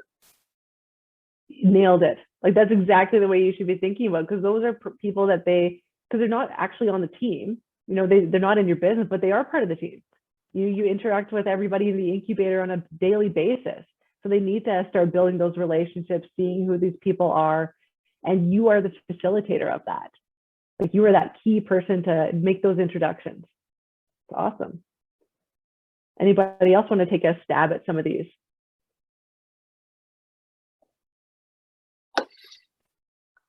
Vanessa, what are you thinking? I can't remember if I'd said it into the main group here, if it was in a breakout, but at some point I'd said, you know, I'm a solo operation. So when I do hire someone on, it'll be just me and them. But when one of our neighboring businesses, because we all sort of operate inside this one mall, and it's a very like close-knit family kind of setting, when a neighboring store has a new hire, they consistently bring that person around and introduce them. And so I would do something similar to make sure that they know at least the owners of each of these neighboring businesses and which ones are allies and people that they can reach to for support if I'm not there. Love it. That's awesome. You know, and that might be your maybe remote colleagues or local colleagues. You could put them into those categories there. It's perfect. Good. And then probably clients. You might have some big, some big clients that are really key ones that you want to introduce, or even just letting them know who is who and giving them a run through.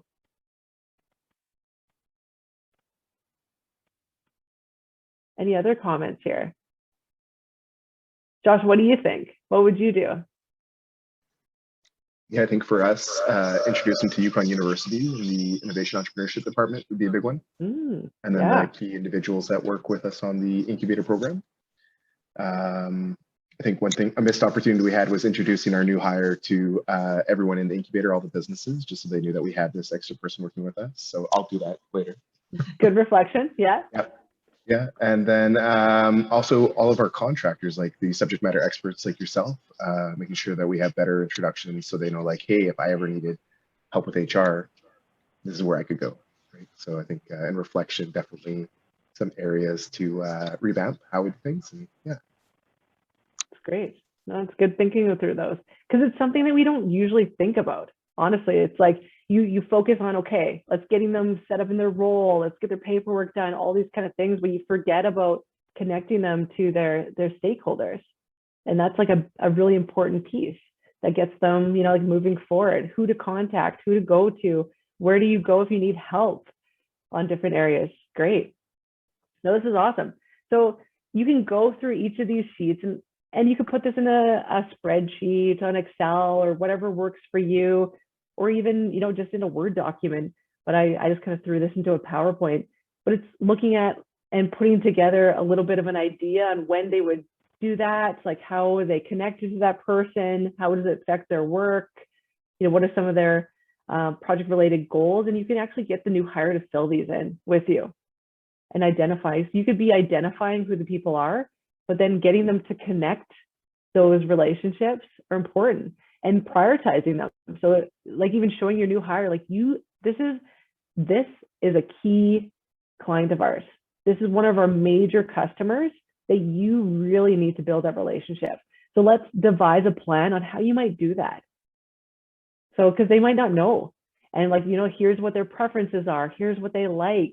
You know, it might be a good idea for you to set up a coffee with them. So I'll make an introduction by email, but I'd like you to set up coffee with this client to start getting to know them.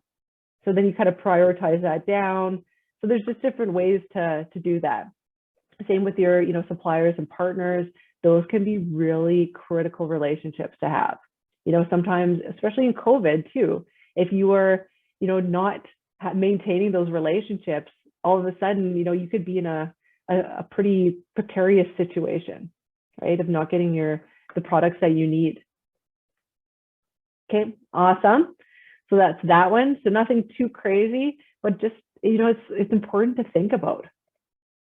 So then next up, we want to identify the new hire's developmental areas and strengths. And this is, again, another area that we often don't do or just forget about.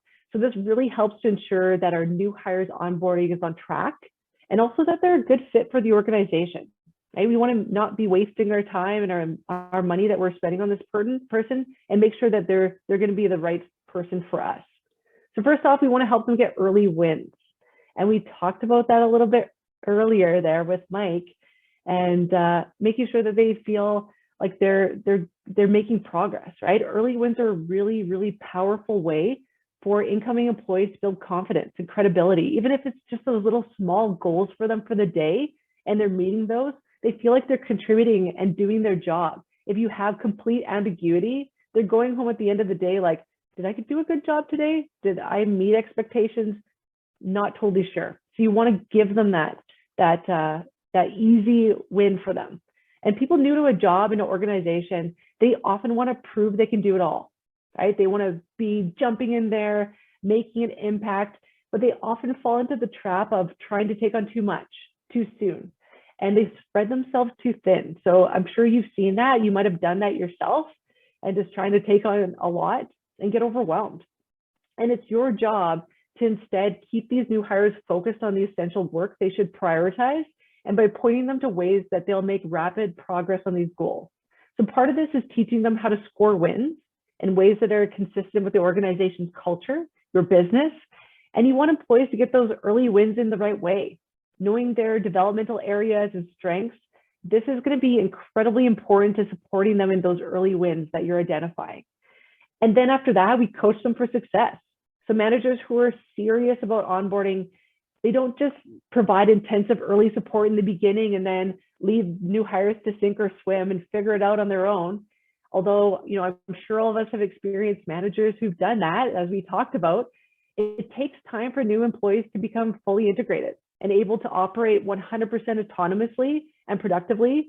So it's really important for us as business leaders, as managers, to continue to connect with them and coach our people. So this could be as simple as scheduling regular, like, how are things going? Check-ins, okay? One-on-ones every week or 2 weeks. Like, how are you progressing? How are you finding things? Do you have any questions for me? As you've started to do your job, not just leaving them on their own. Even if you do that every couple of weeks until there's nothing left to talk about, and they're feeling like they're fully immersed in the organization and fully contributing. So we want to get on top of that. We want to get on top of the early performance and keeping things running smoothly, answer any questions that our new employees have. Also, when you see new hires struggling, you definitely should intervene. It's a common mistake that I often see out there to treat new hires too gently, right? Where we often treat them with that kid gloves, thinking it's best to give them time to adjust. And that early issues with, say, like peer relationships or cultural fit that we're seeing, and just assuming that they'll resolve themselves, because they don't. So often people make that mistake and be like, oh, they're new, they're going to figure it out, it'll smooth out in a few weeks. But this can really create vicious cycles in which employees unknowingly like dig themselves into holes which they can't climb out of. So our job is to be there and guiding them every step of the way. So the longer that a negative dynamic persists, the more difficult it is to reverse. We know this. So we want to monitor and stay on top of the things that we need to be on top of the best that we can. Okay, so how do we do that? Well, to help you do that, I'd like you to take a look at the early informal review checklist that's in your participant review guide there. So this is like another very simple document, but just gives you a little bit of a guideline. So it's going to create a framework for hiring managers, yourselves, to ensure that you understand and can carry out an early informal review with your new hire on their performance. So what you're going to do is use this resource after the new hire has been in a role long enough to provide feedback on their performance. You're not going to do it right away that first week. You're probably going to do it about a month or so in, that you're starting to see them do some work. You can check in with them and do a little bit of this informal review. Okay, so between 1 and 3 months of onboarding. So I've just got some tips in there of like, what is an early informal review? Like, what the heck is Kara talking about right now? So it's a scheduled, structured conversation, but it's not a formal review. You're not talking about fully their performance, but you're basically just giving them some course corrections, some guidance. Hey, I saw you doing this over here. Let's tweak this up a little bit. I think, just giving them a little bit of coaching and feedback to ensure that their performance is where you want it to be at. So there's information here on ideal timing. What should I include in this informal review? And just a little bit of checklist, because I love those on just preparation for this. Like, have I had enough time to observe my new hire's performance? Like, do I have specific examples to support my points? So, maybe you're in a retail location, you're observing them doing some sales, and make a little few notes there of how they can, do some upselling or increase the way they, or enhance the way they communicate with customers in a different way. So you're just kind of giving them a little bit of course corrections. You're tweaking their performance before it goes off track. So that's your informal review. All right. And then we have the individual development plan. So I want you to bring you back to one of the foundation building questions that we talked about in the beginning of the workshop that we want to address in our onboarding process. So this is the one that asked, what does my future here look like? So that's what these employees want to know. And while, millennials sometimes get a bad rap for constant job hunting, we always hear, oh, they move after 2 years, or what's this Gen Z look like? Are they even going to be more transient than that? And some employers think that that's an act of disloyalty, but loyalty is likely not the issue here. In these early stages of their careers, many of these employees are really focused on learning and growth. They're new. They want to build their resume. They want to grow their skill sets, their knowledge, skills, abilities, those KSAOs that are so important to them in their growth. So they want to see a structured way forward. They want to know that there's opportunity here for them to move into future positions, or even just enhancing their skill set so that they're marketable for future jobs externally. So they want to know what's not only expected of them and what they need to do to progress as well. So putting together a basic individual development plan is just an incredibly easy and effective way to do this. And of course, it's not just millennials and Gen Zs. Every single employee will benefit from a performance plan and employee development areas and growth, identifying those. So let's take a look at what this IDP or individual development plan for your new hire might look like. So I'm just going to open it up here in 5.5 individual development plan template. And honestly, this is like super duper basic, but it's going to give you just an idea of just a conversation, right? So it enables you to create a plan with your new hires to monitor their individual development. So you're going to give this to your new employee. This section is just kind of telling you about it, right? So you've got your developmental goal, the skill they're developing, some action steps to get there, some success measures, and then a target completion date and the date of your next individual development plan meeting, okay? So what you're doing here is like, what is the employee going to do? You know, how are they going to do it? And how will I know if the employee has achieved the goal? That's why these ones are really important to have in here. So there's a little bit of a guideline on developmental goals. You want to include both strengths and developmental areas, and you want to tie them to their performance goals. So a goal might be, it could be anything. You know, it's talking about where they want to develop. I often will sit down with employees and say, you know, let's each of us identify one area of strength and, you know, a couple of areas that you want to work on, and have them say it first. So I'll let you go first as the employee. You know, what do you think you're doing really well? What's going well for you? And what are 2 things that you want to identify to work on? And they'll always have something to say. And you're probably going to have like, yeah, that's exactly what I was thinking. Or I was thinking maybe, you know, you want to work on this a little bit more. So maybe it's on their sales. The developmental goal is to enhance sales skills. I don't know, I'm just keeping this super basic. So skill being developed is, you know, your sales, customer service. The action steps would be to job shadow. Maybe you're job shadowing somebody that's senior there. Maybe they're job shadowing you. I don't know. Maybe they're going and doing some research online, watching a couple videos or some talks on sales. And maybe they are doing a little bit of training. I don't know what they might be, but your action steps are going to be, you know, taken by the employee and by the manager. So you're also doing some coaching in there. It might be just coaching from you. And it's always said that approximately 80% of action steps should be, you know, tied to your current job assignments and responsibilities, and less than 20% should be formal classroom or online training. I actually like to separate it into 3 categories and do a 70-20-10 rule. So 70% of your action steps should be things that you're doing on the job. So that should be on the job training, action that you're taking, you know, on the job. It's, you know, it's learning by doing, basically, hands-on learning by doing. So those are what you should focus the action steps on. Then secondly, 20% should be around that coaching with you. Coaching, job shadowing, what mentoring, that would be in that second category. And then the third category is training. And that should only be 10% of the actions. So it's very small, because it's, you know, going to a training course or sitting through training, you're not going to learn that way. You're going to learn a very small amount.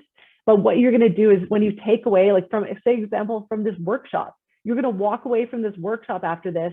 You're going to look at all this crazy stuff that I gave you. And then you're going to use a couple things out of it. You're going to tweak things. You're going to modify it. And that's where the learning happens. And then when you actually start onboarding somebody, you're going to go, ooh, that didn't work.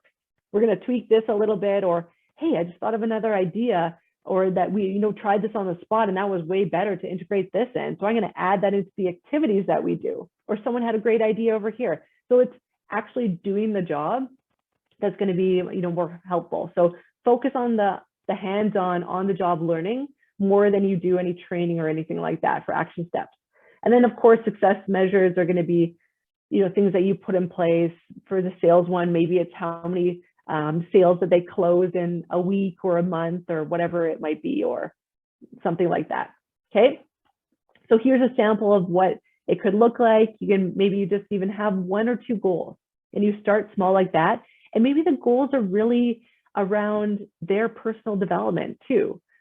Maybe they want to work on their time management. I don't know. It could be like it could be a couple goals on their job and then a couple goals on their, their personal goals, perhaps. So it's just a way to start talking about it and get them to do the work. You don't have to do the heavy lifting. It's all about them. They own their development. And I always like to talk to employees about that. Like, they own their development. This is them doing this. So give this to them in advance and say, I want you to put together your plan and your development, because this is your plan. You own this, and then we'll sit down and talk about it and tweak it. So you'll give them feedback on it, you'll modify with them, but get them to do the heavy lifting and identify the goals for themselves. All right. So for success there, we really want that new hire to be rated as an early high performer, right? That's like our goal. They know what they're doing. They're moving forward. They're kicking some butt and doing a really good job. And we want our stakeholders that we've identified to really agree that the new hire has integrated into their network, right? That they've, building relationships with them. They know who to speak and connect with.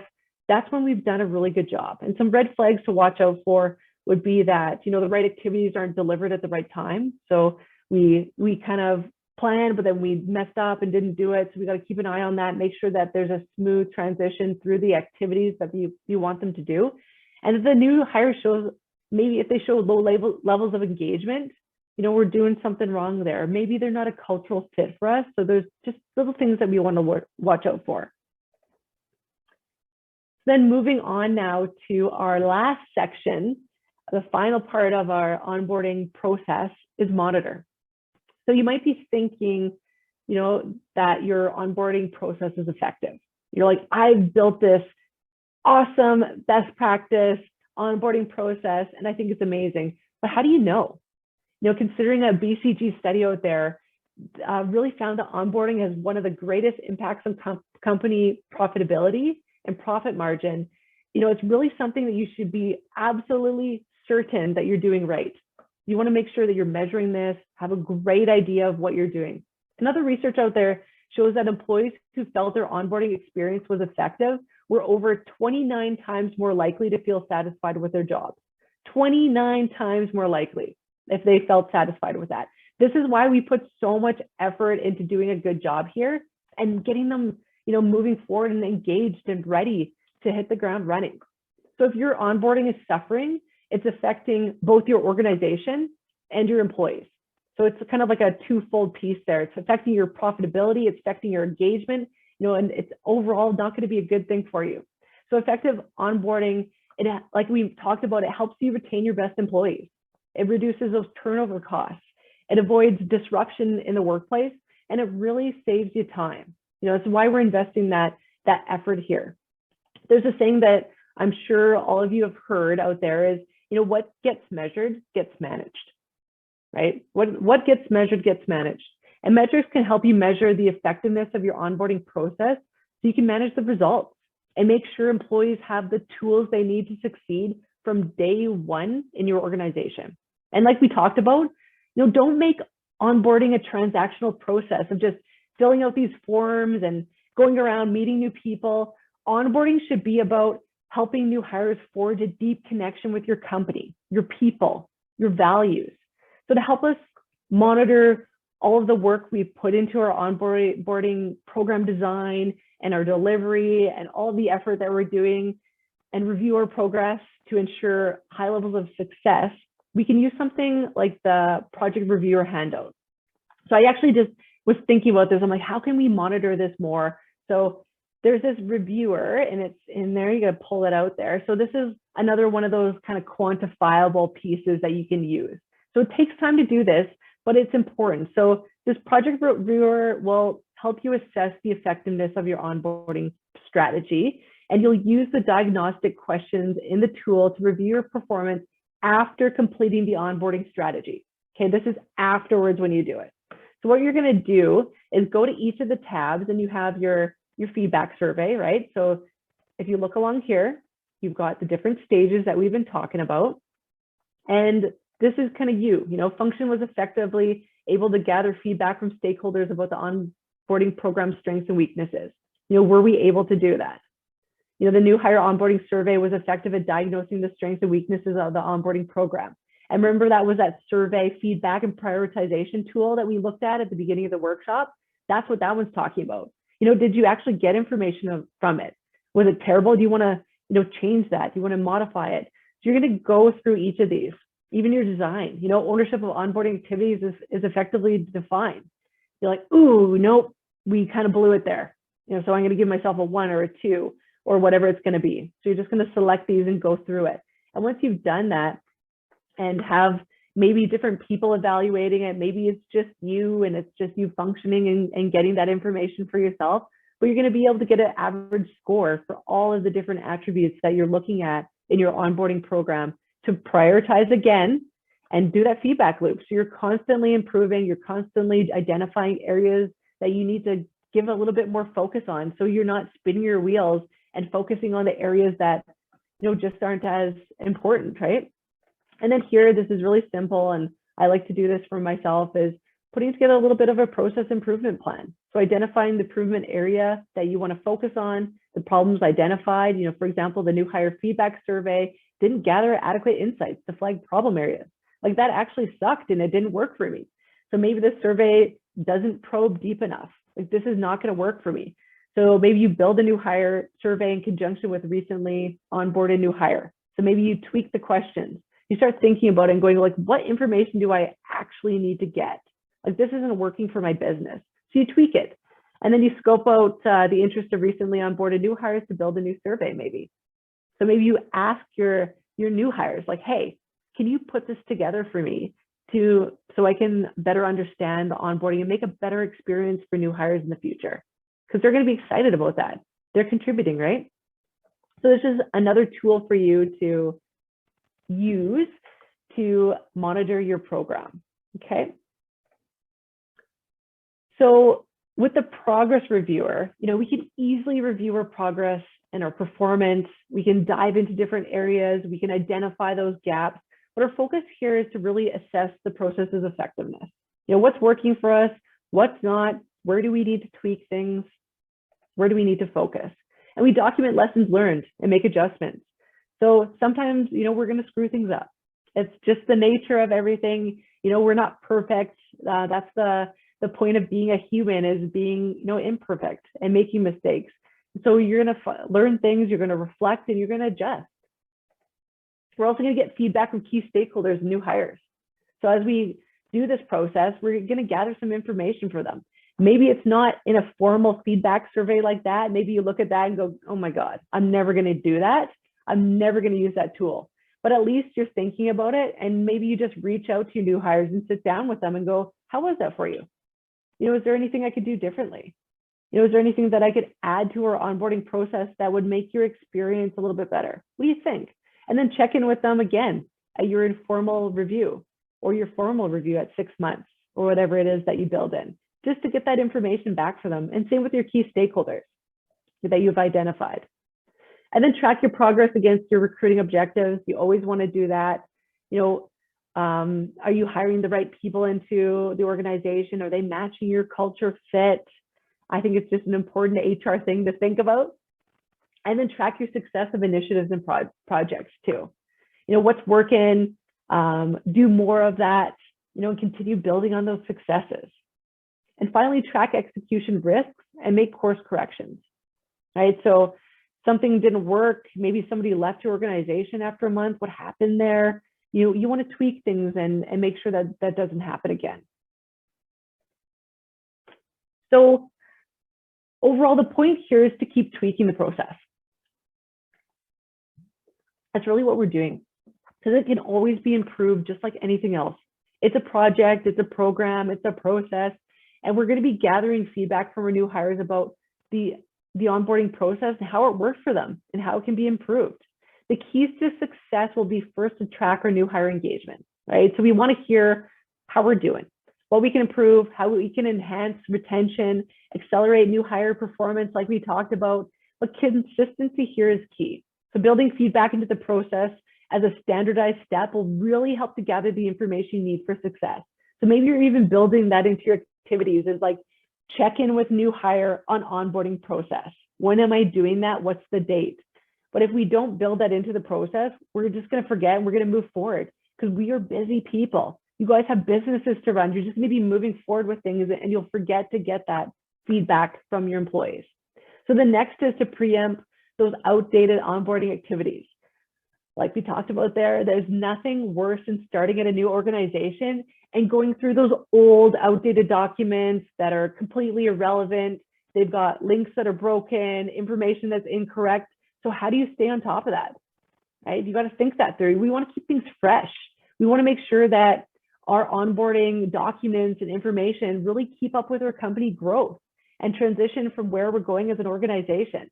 You know, it's going to look different year to year. Every year things will change, sometimes month to month, depending on your business and how quickly you're growing it. So you got to think about those things and take a look at it every time, tweak some things, make sure it's fresh. And finally, maintain stakeholder communications. You know, our stakeholders, they're absolutely key to our success, especially some of those big clients that we have. You know, when we want to continuously evaluate the alignment of our onboarding process with our stakeholder objectives and their needs. So regularly checking in and connecting with our networks on the process, especially those individuals who play a really significant role, that's really integral to our onboarding process's ongoing success. So checking in with them that, you know, did this work for you? You know, is there anything that I could do differently when I bring in a new hire to come meet with you? You know, did that work? So we're just tweaking things and moving forward.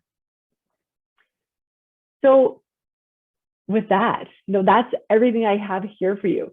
And, you know, onboarding, it's a really prime opportunity for employers, for business owners to really win the hearts and your minds of your new employees. So it's like a magic moment when new employees decide to stay engaged or become disengaged. It really offers an imprinting window when you can make an impression that stays with new employees for the durations of their careers and really differentiates your business and your employer brand to stand out as the employer of choice.